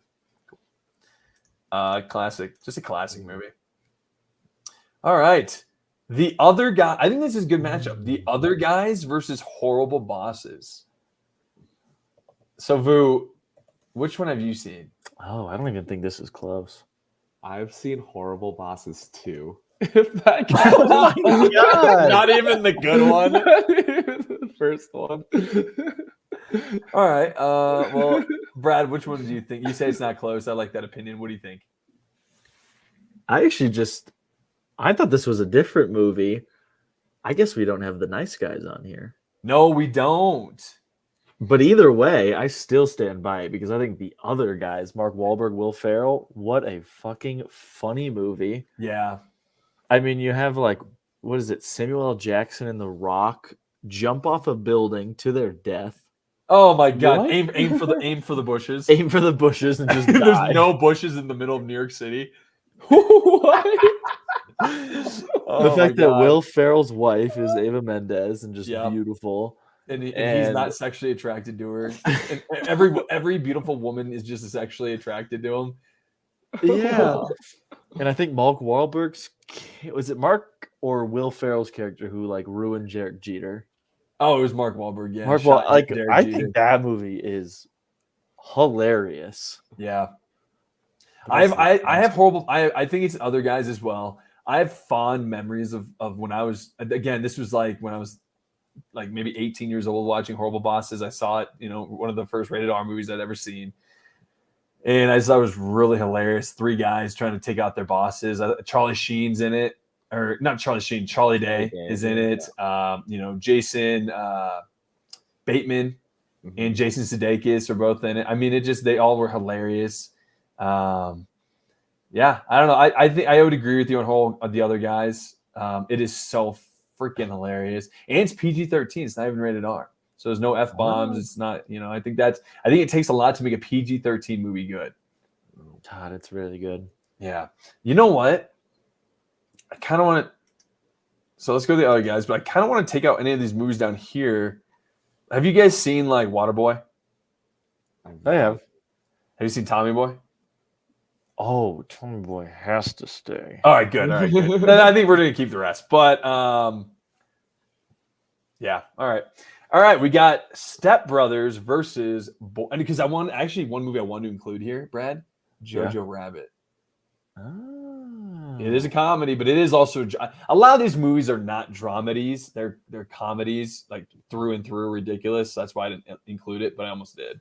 I wish Billy Madison was in here too. It was, and I took it out for Happy Gilmore. Okay. I did. Respect it. All right. Well, then, Step Brother. What do you guys think? Step Brothers or Borat? This is tough. Borat is so hilarious, but I think Step Brothers is one of the greatest comedies. Yeah, I have to give it to Step Brothers, but Borat is legendary for what it is. Yes. The fact that when they made this movie, they made it on a small budget, and also that this was the true movie where they never told anybody that this was a movie. They thought it was a documentary being shot of this guy from Kazakhstan. And he showed up to the Republican National Convention or something like that. Yeah. Just the bullfighting. Yeah, the bullfight. Yeah. Oh my God, the racist with their national anthem. Was there a KKK rally they went to or something like that too in Borat? I'm trying to remember, or he just went to a racist it may have been a KKK I don't remember, but just the idea that he did all these things in southern part of America made so many people look so bad. The second one had him make Rudy Giuliani try to hook up with the 18-year-old his daughter. Oh my God. Wait. Movie film? That's a different movie. That's the second one. Yeah, Borat 2. Subsequent movie film. Yeah. I mean, Borat 1 is hilarious. He tracks down Pamela Anderson. Yeah. And he tries hugging her at the signing convention or something, right? Yep. Or just hilarious. But I think as a movie, Step Brothers is a 10. I mean, don't play with my drums. Would you? What do you think it was like, though, to film that scene where him and his friend Azamat wrestle naked, running throughout the hotel?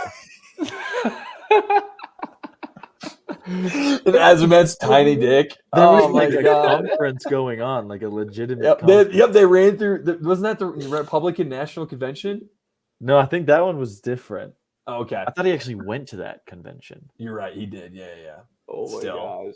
just just hilarious.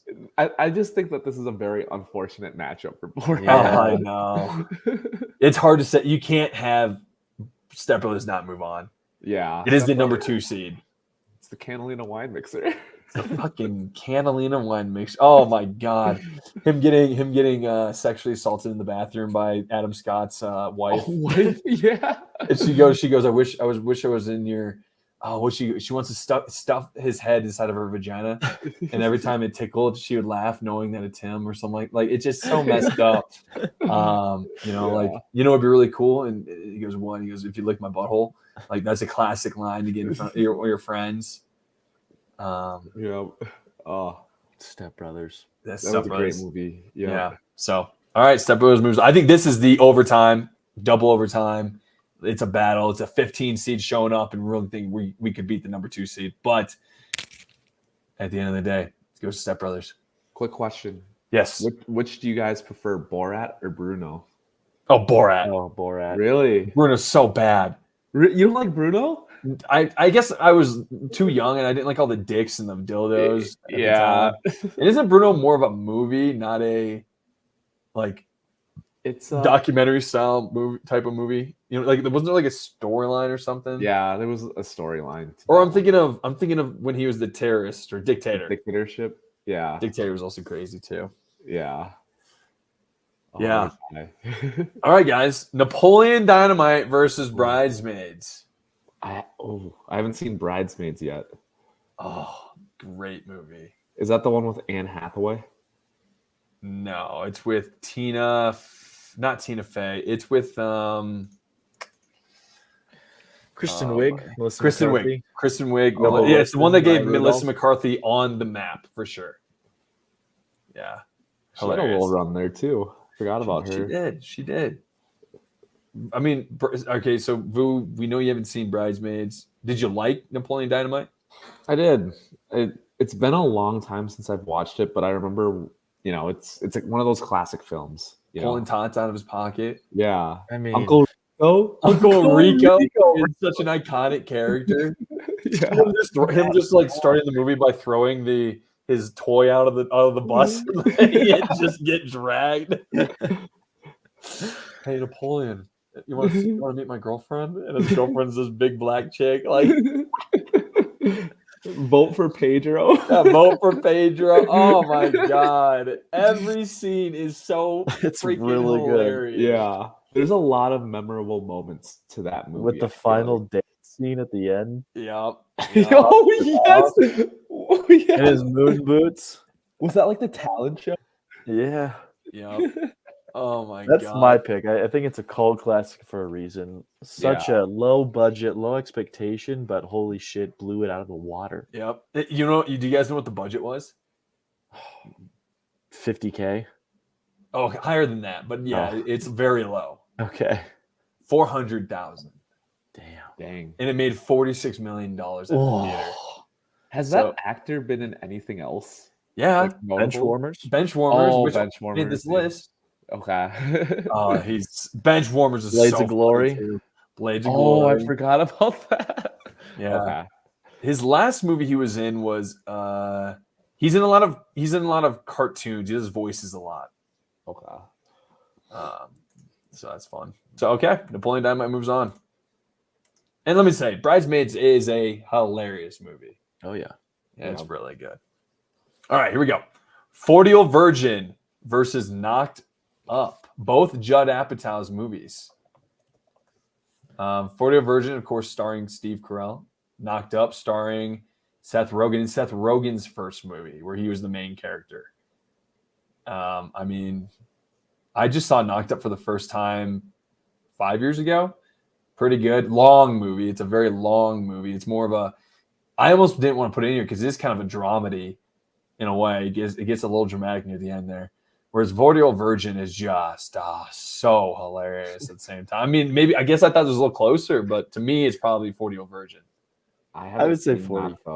So I'm going 40-year-old virgin as well. You think so? 40-year-old virgin is iconic. I think that's a start to finish funny movie. Mm-hmm. Yeah. Oh my God, Jonah Hill wanting to buy the sparkly boots. Oh, Do you remember that? Like, yeah. He's like, we talked about that on our rom-com bracket. Did you? Yeah, because we had that as well. Lindsay thought your guys' rom-com bracket was such a man's rom-com bracket. For sure. Yeah. Oh my God. All right, here we go. Happy Gilmore versus 21 Jump Street. Ooh, this is tough. Wow. There's a lot. I mean, this is our official, like, this is our true first, besides director, this is our first, like, we're taking an entire genre and making the best movie from a genre. Yeah. That's not easy.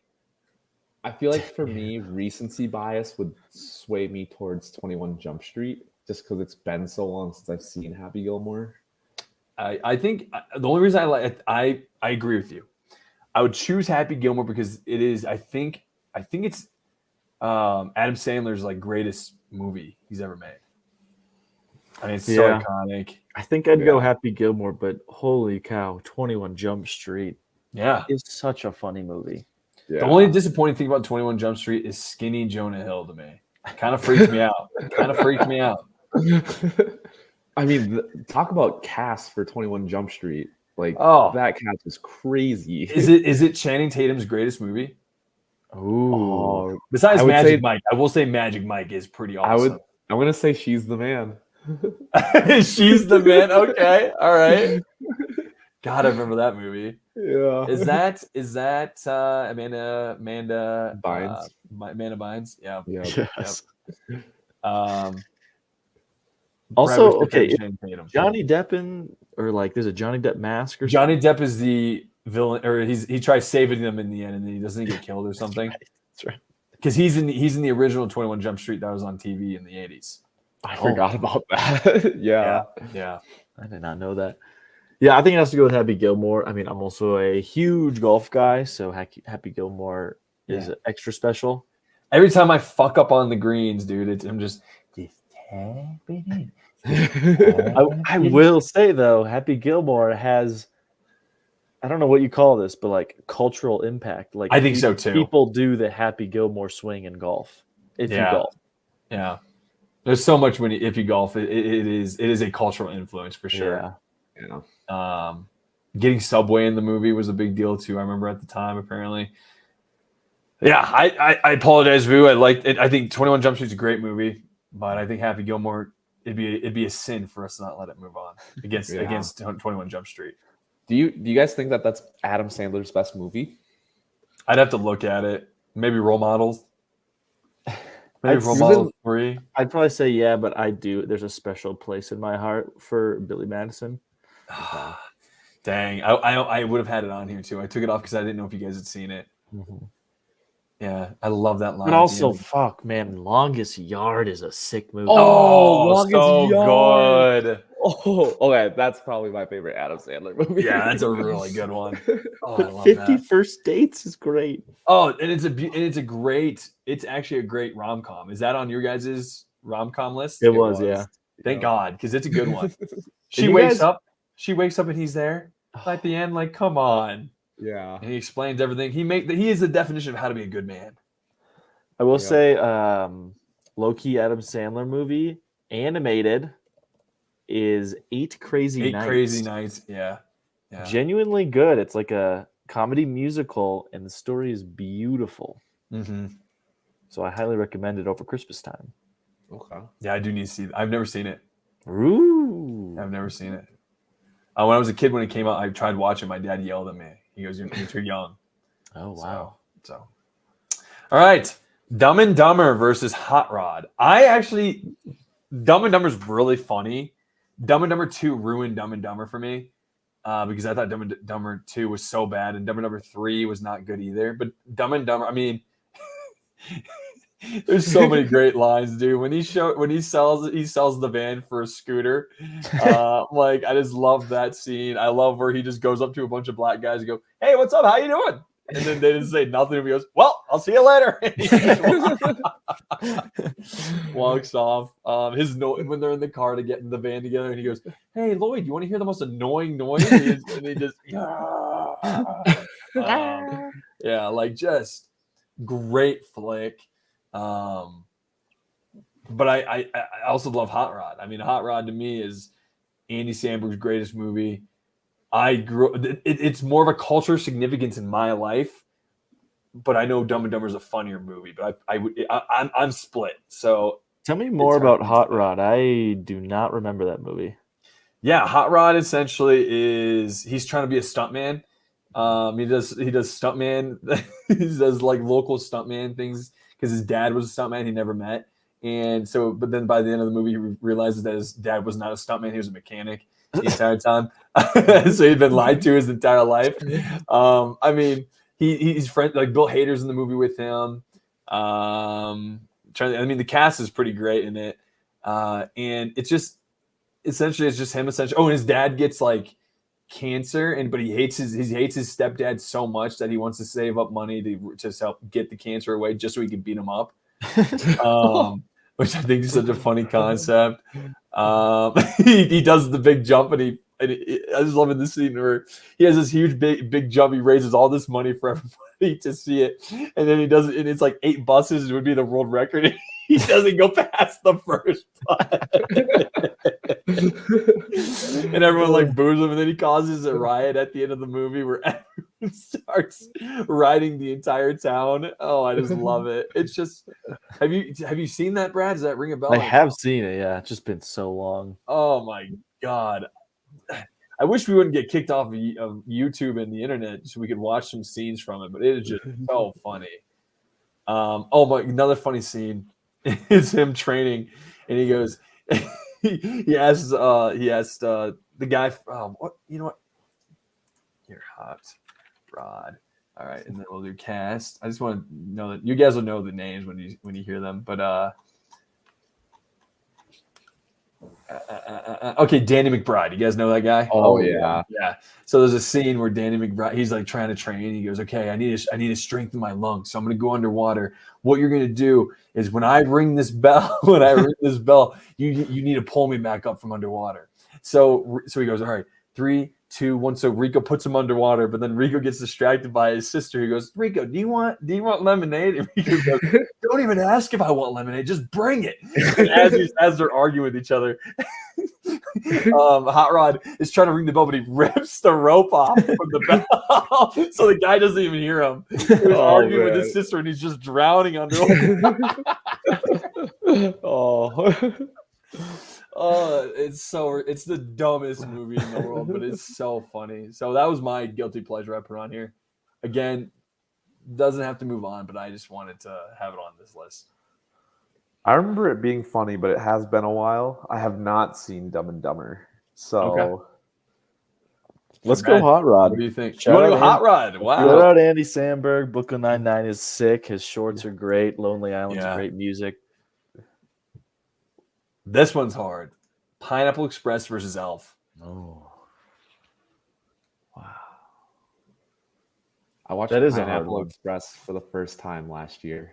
What'd you think? Wild movie. Yeah. Whereas Elf is like, again, a PG-13 movie with Will Ferrell, but that is maybe the greatest Christmas movie of all time, depending on who you ask. Yeah, I think for me, I got to give it to Elf. It's a classic. Like every Christmas, it's gonna be on TV. You know, like. Yeah, I think Elf too. You think so? The shout out Danny McBride's character. I was gonna pick Pineapple Express, but we can do Elf.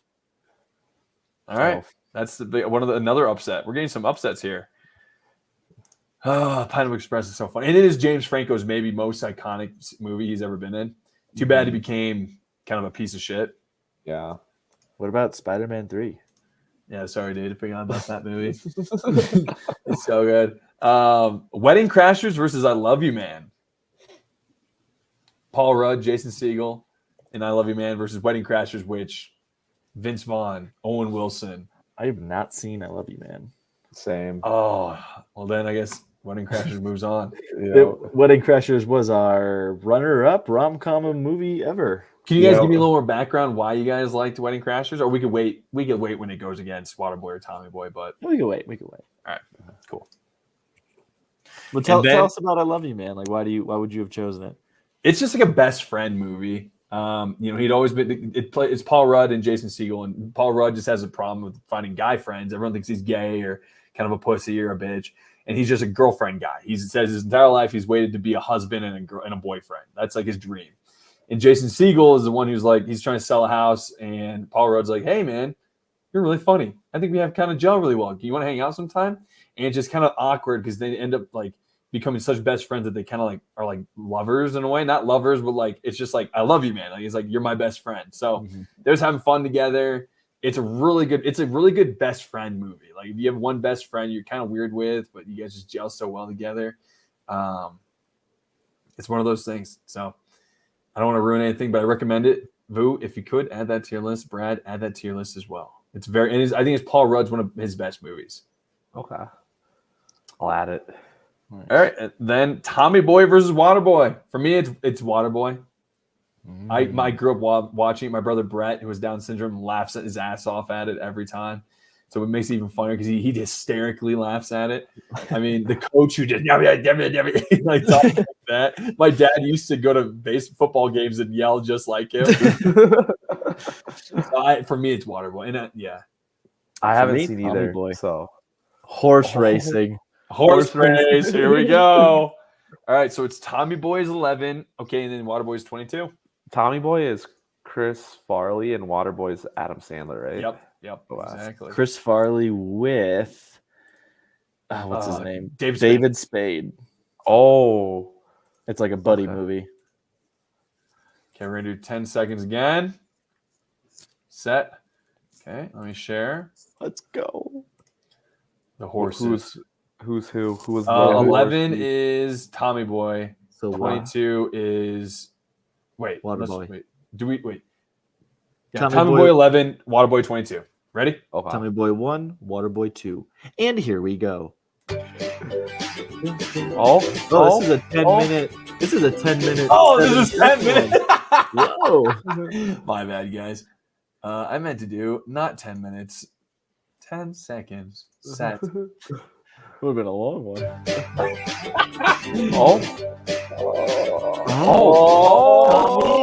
Tommy!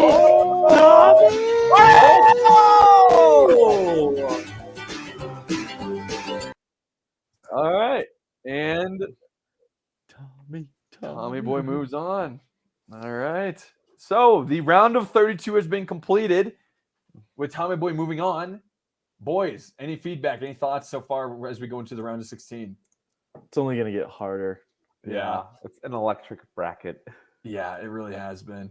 But for the sake of time and not making this a 3-hour show, let's move on into the round of 16. So we have Old School versus Shrek. I want Old School just because Shrek took out Forgetting Sarah Marshall. But that's just me. What are you guys' thoughts? I think Shrek. I feel Over like Old School. I can't speak on this one since I haven't seen Old School. So Brad, why do you want Shrek? Why do you want Shrek? Brad has I think Shrek. All I gotta say is I think Shrek will move on very far in animated. Why do we need to have it? I think it should win in every bracket it's in. Best drama. Low key good drama. Yeah. I mean, what are your favorite scenes from Shrek? Why are you such a big fan of Shrek? Okay, start to finish, the whole movie is fantastic. I like when Donkey's like, "That's a nice boulder." That's funny scene.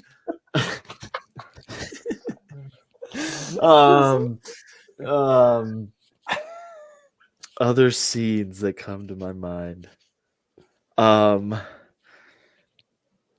Yeah, sure. We'll have it go on. You can't even think of more than 2 scenes. Yeah, totally. Yeah, all right. You're putting me on the spot. I don't have scenes off the top of my head, but god damn, does it make me feel good and happy, and I laugh and I Okay, smile. all right. That's good. Tell me why old school.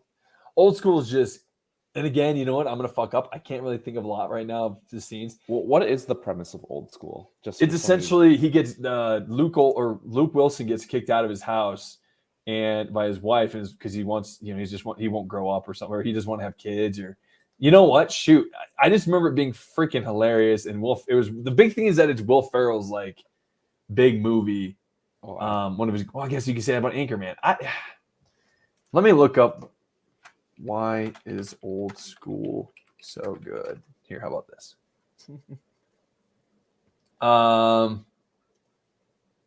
Old School movie, so good. A film like this cannot be made today. Comedy is almost dead today. The film is full of funny moments and uncompromising entertainment. And of course, this is not one of those watered-down PG-13 movies. This is a real rated R comedy. Luke Wilson, Vince Vaughn, and Will Ferrell and Jeremy Piven guaranteed good fun. I want to vote for Old School just because Jeremy Piven's in there. Oh, really? I loved him as Ari Gold. You know what? I've seen Robert Ebert, who's a big reviewer, has given him 1 star. Oh, okay. I mean, what do you give Shrek? Yeah, I bet better than that, honestly. It's homophobic references, okay. 100% deplorable taste is absolutely guaranteed in this frat boy comedy. It is terrible reviews, but I know it's good. Shrek has the gingerbread interrogation. The scene where the bird explodes because she sings. The dragon scene. Shrek moves on. Shrek moves on. Shrek moves on. Fairy tale creature auction where she wants the donkey to talk, and then I've never seen somebody advocate so passionately for something outside of Brad advocating for Shrek. Yeah. What about me for Logan? Oh, true. Yeah. True. We got to find your passion, Boo. Oh, Just in Time. That might be the one. Yeah. Ezra Miller. Ezra. We need to get a Shrek poster for Brad's. Yeah, dude. Do you have one in your room, Brad? You need one. I need one. All right, here we go. Anchorman versus Tropic Thunder. Ooh. For me, it's Tropic Thunder. I told you all the scenes. I think it's an underrated comedy nobody talks about. And I think it has some of the funniest scenes I've ever seen in my entire life. But Anchorman's classic, too. I think Anchorman's always been my, I never was as hyped about it as everyone else. Good movie, great quotes, but yeah. I think Tropic Thunder, like you said, underrated for sure. You do not hear about it, which is weird. With all the actors in it, Matthew McConaughey, Tom Cruise. I mean, we already went through it, but it's unreal. Mm-hmm. Yeah. What about you, Vu? Yeah, not having seen Tropic Thunder makes it hard, but I feel like it's a phenomena. I think you need to see it, Vu. Yeah. Tonight or tomorrow or this week. It really has been on my list. I just haven't watched it yet. Can we watch it? Tropic Thunder's moving on, but where is Tropic Thunder showing right now? It is on a streaming service. It's on Amazon, I think. I remember I showed Lindsay this movie, and she was like, "I'm not gonna like it. Like, I get it, it's funny." And then she was like, "Yeah, it does live up to the hype." That's what I tried to watch it, and Rachel pretty much said the same thing. It doesn't seem. It seems like but it is really entertaining. Yeah. All right, we got the first one. Moving on. Hangover versus Dodgeball. My vote's for Hangover. I'm totally Dodgeball. Really? I think Dodgeball is such a fun movie, and it's fucking funny. Yeah. The story is just, it's the average Joes against Global Gym. Yeah. Oh my God. I love Ben Stiller's the biggest douche in it too. Every time the girl shows up, he grabs a little thing, he pumps up his groin area.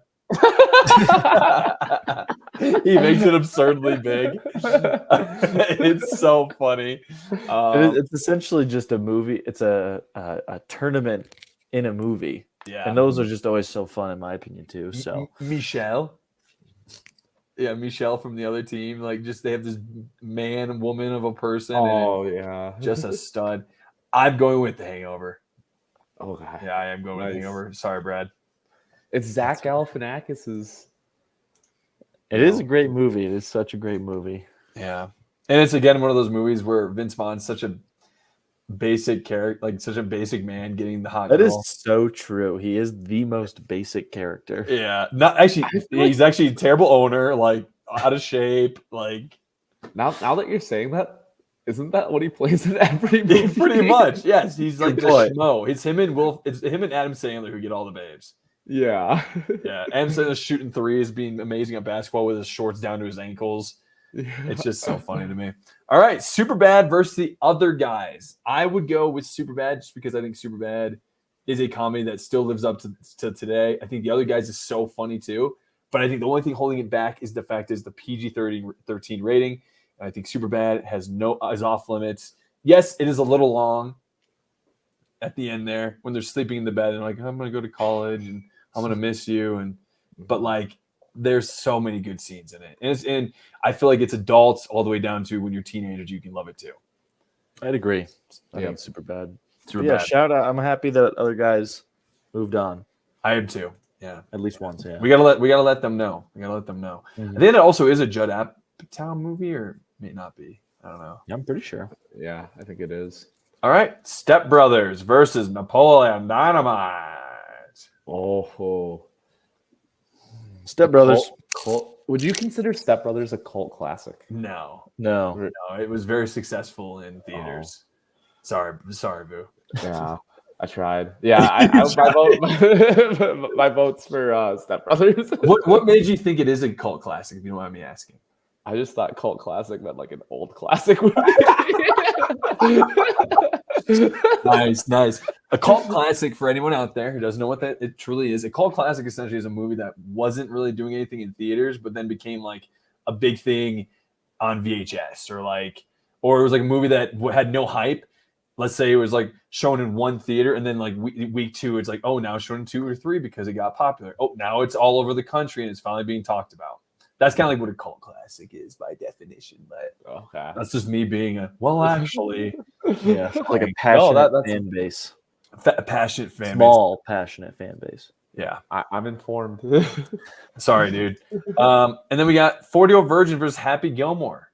To me, I pick probably 40-Year-Old Virgin. I think it's a really fucking hilarious movie. I think Happy Gilmore is hilarious, but I think, I think 40-Year-Old Virgin is funnier. Yeah. Yes. Yeah. And Steve Carell in it. I mean, this was before The Office, I think, or right around The Office too. It was just so outrageous. Yeah. I feel like. I would agree. All right. Hot Rod versus Elf. Elf. Yeah. Yeah, I think so too. Let's go, Elf. And Wedding Crashers versus Tommy Boy. I would probably pick Wedding Crashers, but if you guys wanted to do a horse race for this one, we could. I don't know much about Tommy Boy, so I will say Tommy Boy, actually. Which one do you pick? I'm just such a what's his fucking name? Chris Farley. Chris Farley. I think he has one of the best of SNL Chris Farley. Best of SNL skits DVDs out there, because that's what my family we used to purchase. We had the best ofs. Yeah. And goddamn, is that man funny? And it is a shame that he died young. Yeah. He said one of his biggest heroes was another guy who died young in SNL, Belushi. Oh wow. Yeah. Remember Life According to Jim, that TV show? Mm-hmm. No, Vu Polian, not for you. No. Right. Wedding Crashers versus Tommy Boy. I think it goes to Wedding Crashers. I think if we were to watch Wedding Crashers, all three of us, I know it's hard for us to say it's better, but I think it is a fantastic movie. The concept of them just showing up to weddings and lying about what they do as a career. The fact that Isla Fisher, I think is her name, falls in love with one of them and is kind of a lunatic in it, is hilarious. I think this is Vince Vaughn's, again, his greatest movie he's ever been a part of. When we think of Vince Vaughn comedies, this is the peak for him. And Luke Wilson as well, or Owen Wilson. Wow. Also, don't forget the The Funeral Crashing by Will Ferrell. Yep. So true, dude. Yeah, I think it. Yeah, that makes a good point. But what about The Internship? I do love that movie. You guys we got to make a movie. We got to do a bracket of bad movies. What? I don't like The Internship. There, I said it. What don't you like about it? I don't remember it. I think I might have been stoned during that one too. I went through an era where I was just getting stoned while my parents were hanging around. They never could tell. I don't really remember a bunch of them, but all right, here we go. We've got the number 1 seed was eliminated. We've got the 17 seed, the 9 seed, the 4 seed, the 5 seed, the 2 seed, the 7 seed, and the 19 seed and the 6 seed. It's anybody's game. It's anybody's game. 1 through 3 is eliminated. You guys ready to rock for the elite? Yeah, let's do it. Shrek versus Tropic Thunder. I think there might be fists thrown. I'm going Tropic Thunder. Brad, how hard can you ride?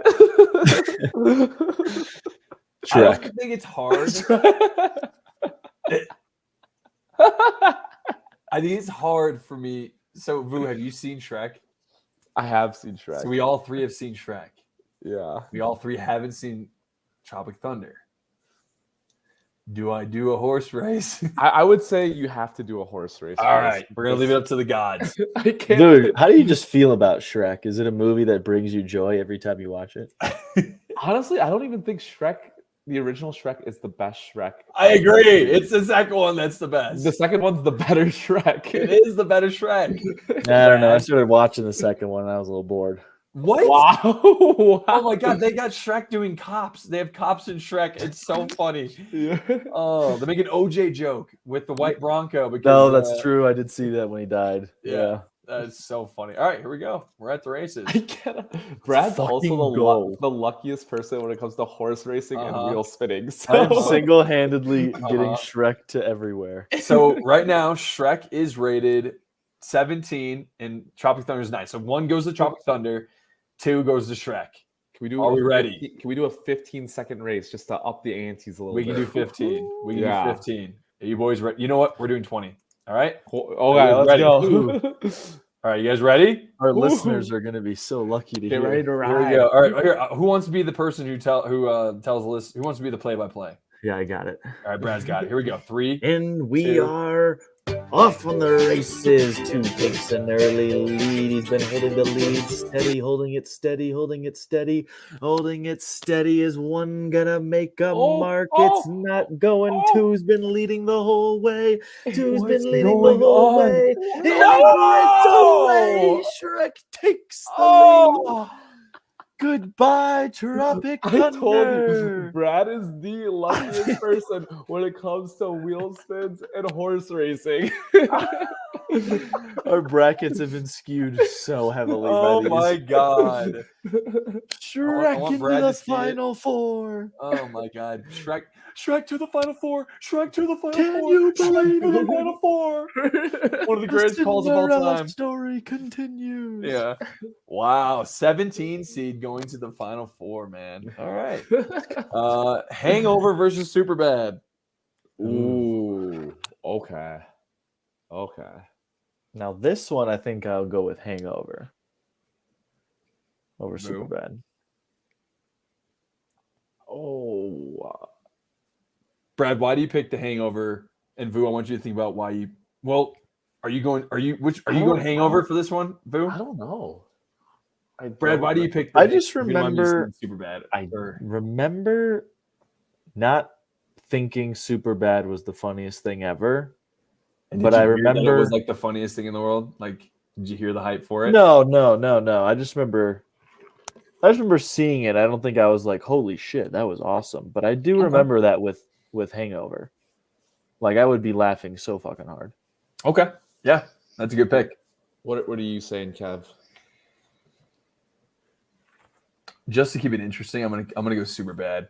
I would be so happy with Hangover in the Final 4. I think it deserves to be in the Final 4. I also think Superbad should be in the Final 4. Yeah. Ooh, okay. Both deserve to be in the Final 4 to me. I think this is like as close of a matchup that you can for get. real. And it's not overtime. It's Yeah. just one of those great games you watch that just goes down to the wire. Yep. but I will say that there are some slow parts to Superbad. You're right. So I think my vote would be The Hangover. All right. This is like the Duke Butler NCAA title game where Gordon Hayward has a half-court shot and it rims out and he loses. Oh, What a great comparison. Great comparison, buddy. Oh, Sports guys. Sports guys. This is Step Brothers versus the 40-year Virgin. I am going to make a reference somehow to LeBron James blocking. It's not Steph Curry, or is it Klay Thompson? It was game. Is it game 5? Yeah. Where they're down 3-1? It was Iggy. Yeah. And he turns it around to win it. I mean, yeah, I will make that reference. Let's see if we get there. I think this is Step Brothers for me. Same. I think so. I don't even think it's close. I would agree. I think Step Brothers is so good. We haven't even talked because they're so dominant. We haven't even talked about our favorite scenes. Yeah. All right, here we go. Elf versus Wedding Crashers. Is Vince Vaughn in Elf at all? No. Isn't he the older brother? Or am I thinking of a different movie?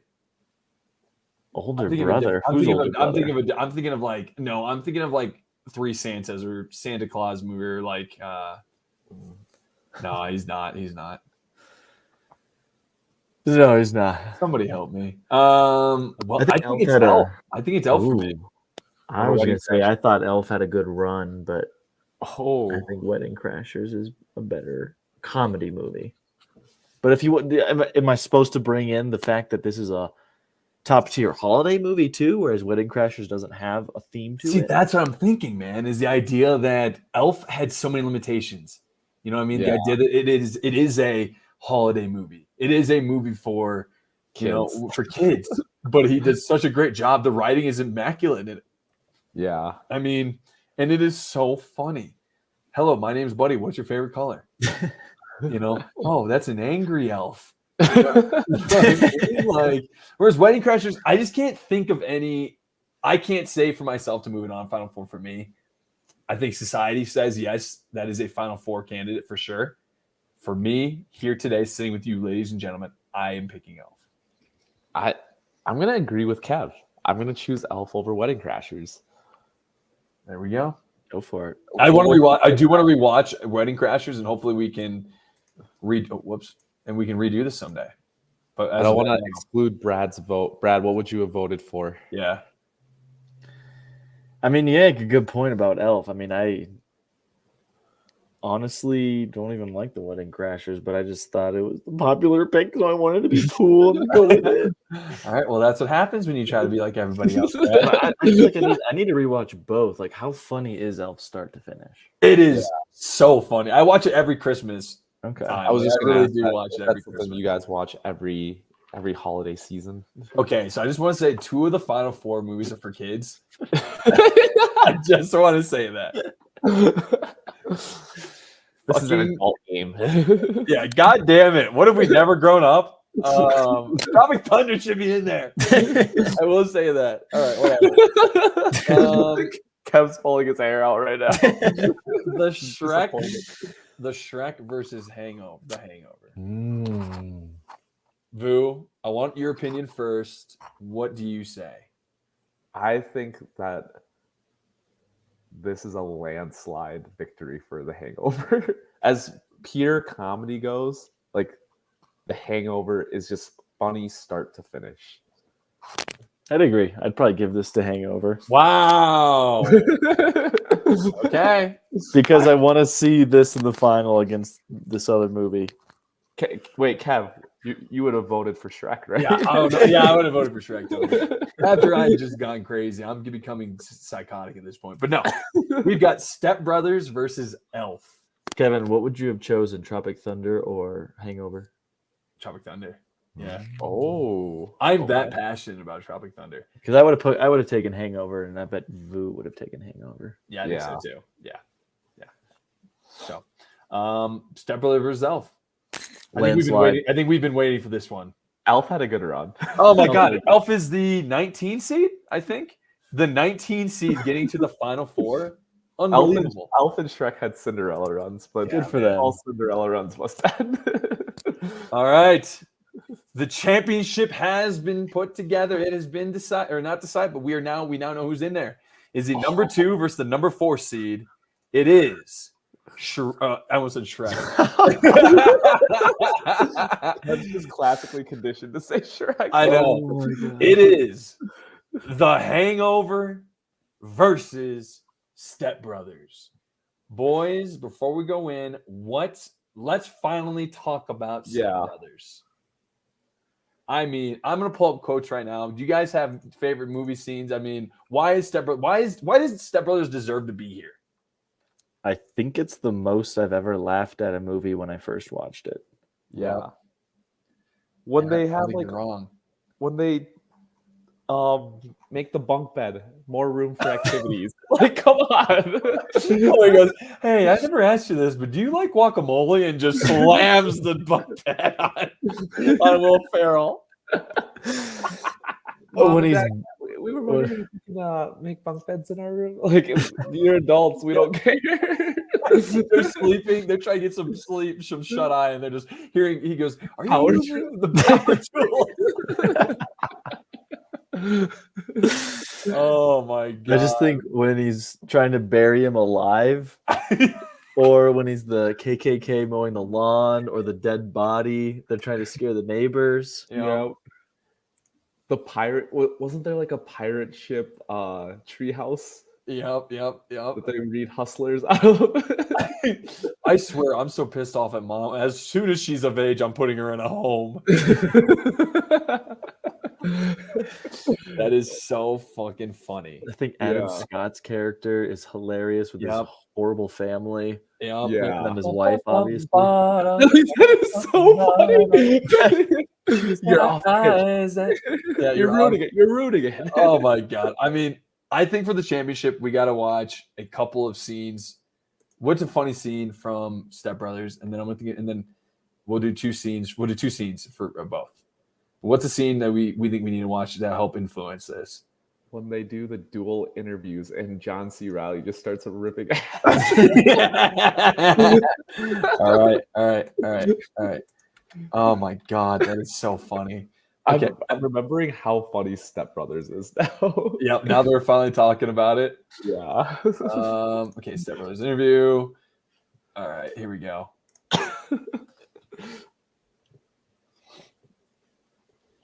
I need to borrow some clothes for the interview since I don't have any fancy clothes. You go to my closet, you take whatever you need. You guys got to look sharp. This is the most important day of our lives, okay? Well, Brennan, you certainly have had a lot of jobs. I'm a bit of a spark plug and human resources. We're tuxedos to the interview. Well, Pan. No, my name is Pam. Are you saying Pan or Pam? I'm saying Pam. Yeah, I'm sorry. Who is this gentleman sitting behind you? Hello. I'm Brennan's stepbrother, and I think I might be able to help with the Pan-Pam dilemma. Yeah, that'd be great. Pam. Pan. Pam. Pan. With There's an a M. D. No D. It's Pam. It's like calm. Here, it's P-A-N-M. M. N. Two M's. M. That Two One M. I think we've had enough. Shut for here. 1 second. Shut your mouth. I needed someone Wait, to shut your work mouth. it. Shut your mouth. I'm sorry? What did You're you just say? coming off stupid. I'm coming off. You're wearing tuxedos to a job that requires you to clean bathrooms. Please leave this office. We're done with this interview. Do we get any sort of souvenir? Get out of my office! Oh my God, that is so Oh my funny. God. That is so funny. Oh. Okay, that's really good. Whereas, let me think of I'm trying to think. I know Leslie Chow is fucking hilarious. I mean, this scene, that is such a great, that when they finally get there for the first time. In the face. Do you guys have one that you guys love from The Hangover? That's a good question. Yeah. It's just been so long.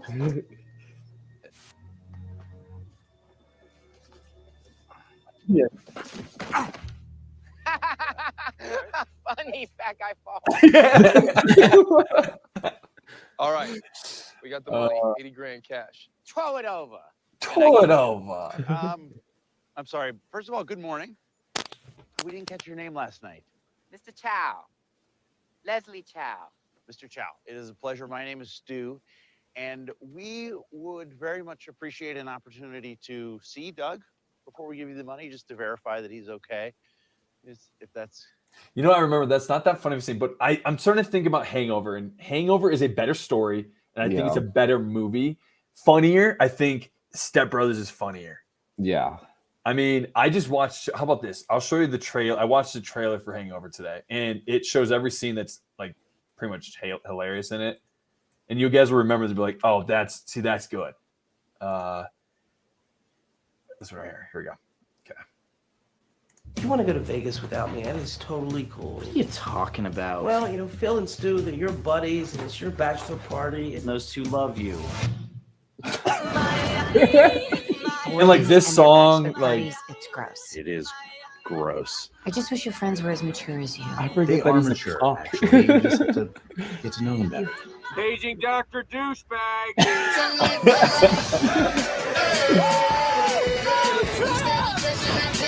Now this is Vegas. Doing nights, we'll never forget.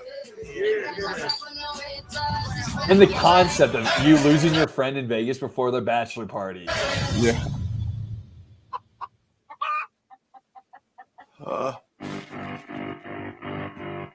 What happened last night? Oh my God, the tiger.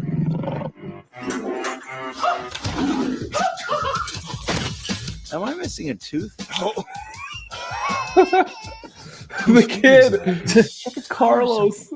Everywhere. Nobody's seen Doug. I don't think I've ever been this hungover. What's on your arm? You were in the hospital last night. The only important thing now is that we find Doug. Where's your car, officers? Oh, God. I think it was just you guys and one other guy. Was he okay? He was fine. Just whacked out of his mind. Did they edit out the tattoo? Is there anything trailer? you can Oh tell yeah, us you're about right what may because have they happened? did. Yeah, they did. He was wearing a tattoo. Yeah. Congratulations, Stu. You got married. He is wearing my grandmother's Holocaust ring. I didn't know they give out rings at the Holocaust. These gentlemen volunteered to demonstrate how a stun gun is used to subdue a suspect. Wait a second, what? To the face! I'm sure you're qualified to be taking care of that baby. Oh my God. We're getting married in 5 hours. Yeah, that's not gonna happen. What is going on? I think you make a good point that like The story is Mike Tyson. Mike Yeah. My Tyson. favorite part coming up right now. oh, he still got it. So that's what this battle is. It's the battle of the story versus maybe some of the funniest scenes we've ever seen. yeah. I wanted to preface that this is the championship. I know we're 2 Oh. hours and 12 minutes in. I felt like this was needed for this championship. Yeah. I'll leave it to you guys. Do you guys want to start the vote? Yeah, I really think Step Brothers has to win for me. Like, I don't think I've laughed more and harder ever since Step Brothers. I also want to Yeah. add, for me, Hangover was one of the greatest movie theater experiences I've ever been a part of. That also is swaying my vote. I saw it in theater. Everyone was there having the time of their life. Yeah. I guess Step Brothers, I do think is very funny, and the funny scenes, like the dumb funny scenes, are funnier than the Hangover scenes. But for me, like, story has a big factor in this vote, so I think I'd give it to the Hangover. Okay. Just because it's more complex start to finish. So Kev, it comes down to you. I think Step Brothers is the funniest movie I have ever seen. And this is a podcast, and this is a list about top comedy films, not the funniest films. But You had me going there, you no, bastard. no, but And Hangover has a higher Rotten Tomato score than Step Brothers actually has a terrible Rotten Tomato score, which is kind of blows my mind.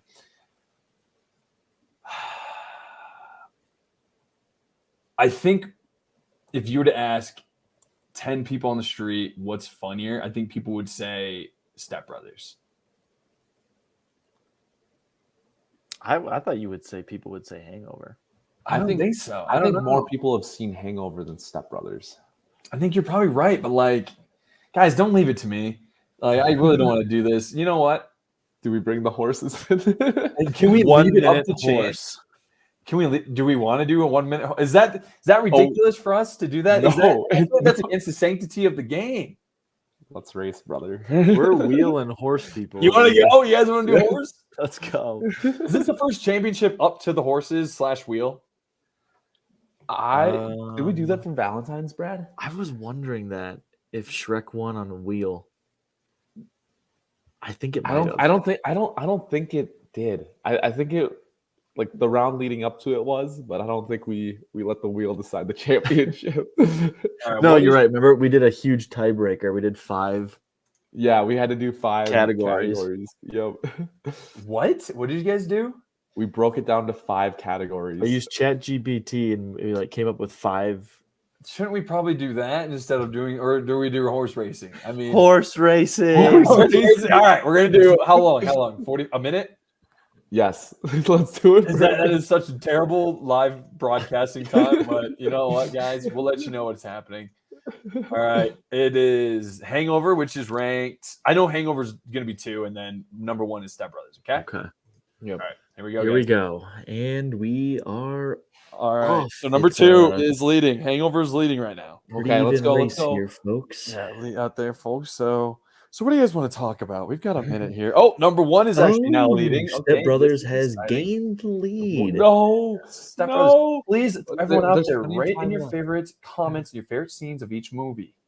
We want to hear what people out there think. Make sure you follow our podcast on Instagram as well. Yeah, please take the time. I think this episode we're probably not going to finish with the chat. 30 seconds left with the chat GPT, the FapGPT Ratatouille, just because it's 2 hours and 12 minutes at this point. Do you guys like me? 20 seconds left. All right, here we go. It's an even game. Why is it so close? Why is 2 pulling? Why is 1 pulling Step away? Brothers pulling away. Pulling away. No, come on, 1 Oh, 7, 6. Oh, no! Step Brothers takes the Oh! And I was going to say Step Brothers. No. Okay. But just for the entertainment of our crew, I wanted to do it. Okay. Step Brothers won for me. I think Step Brothers and Hangover are going to go on my list to rewatch. Yeah. If you had to rewatch one right now, what would it be? Step Brothers. Yeah, I think because I want to know, would I still laugh that hard? I think you would. It is pretty hilarious. Yeah. if I wanted more of a more like chill comedy, I'd probably choose Step Brothers. But if I wanted the full film experience, I mean, Step Brothers came out when we were like 14. Yeah, I think that impacts it too. Yeah. Whereas Hangover, we were like 15, so like we were so much more mature. We were men. I was having sex. So, you know me. See it. You know me. All right. Well, hey, ladies and gentlemen, we now have it. The winner of the top comedy films of all time goes to Step Brothers, according to Filmaholics Entertainment Podcast. Absolutely. Gentlemen, this is another great episode. I'll try and see if I can somehow edit this to make it to where I could split it up, but that might just be too much work. I think going forward, we're gonna do like, if we do tournament episodes, it's gonna be done where we do one episode where it's just movie news, kind of the basics. When in tournament's gonna be its own separate thing, because this one took an hour and 30 minutes for the tournament. So we just want to make it to where the content's easier and more accessible and a little bit more of that to digest for those out there. But at the end of the episode here, ladies and gentlemen, we appreciate everyone joining in. Brad, Vu, what do you guys want to say to the people out there? It's a great bracket. There's a lot of great movies. I hope everyone here, I mean, Kevin, you've probably seen them all, but for those of us that haven't seen them all, we've got some more to add to our list. And Vu, get letterboxed. Yep. I've got a lot of movies to watch now. I think Tropic Thunder is probably number 1 on my list. Thank you, man. I appreciate you checking. I think you're gonna like it, and I think you should see Dodgeball next. Oh yeah, yeah. I think Dodgeball, that, and Forgetting Sarah Marshall. Again, and I think Tropic Thunder is a better movie than Dodgeball, but Dodgeball is actually freaking hilarious. Well, hey, everybody out there, like we said, follow us on Instagram. Keep subscribing on Spotify. We are going to be back on Apple. We have to get that figured out this week, guys. I feel like if we can get like a new picture created, we got to reach out to Kenny just to see if he'd be willing to. If he doesn't, tell him we'll do our own. It's not a big deal. But I would like for him to maybe create something. Again, just keep following us, guys. Keep subscribing. Keep listening out there. We're close to 700 followers or 700 downloads at this point. Crazy. Which is kind of crazy to think. So just keep checking us out. Subscribe on our YouTube channel, which those who have hopped in have watched so far tonight. And we love having you guys watching, checking us out. And like we said, big things are happening. These episodes are going to keep getting better and better. Episode 29, I think, is maybe one of our best yet. And again, we just appreciate everyone listening out there. So, boys, have a great rest of your night. We love everybody out there. Keep fapping. Keep fapping. Peace. Mine.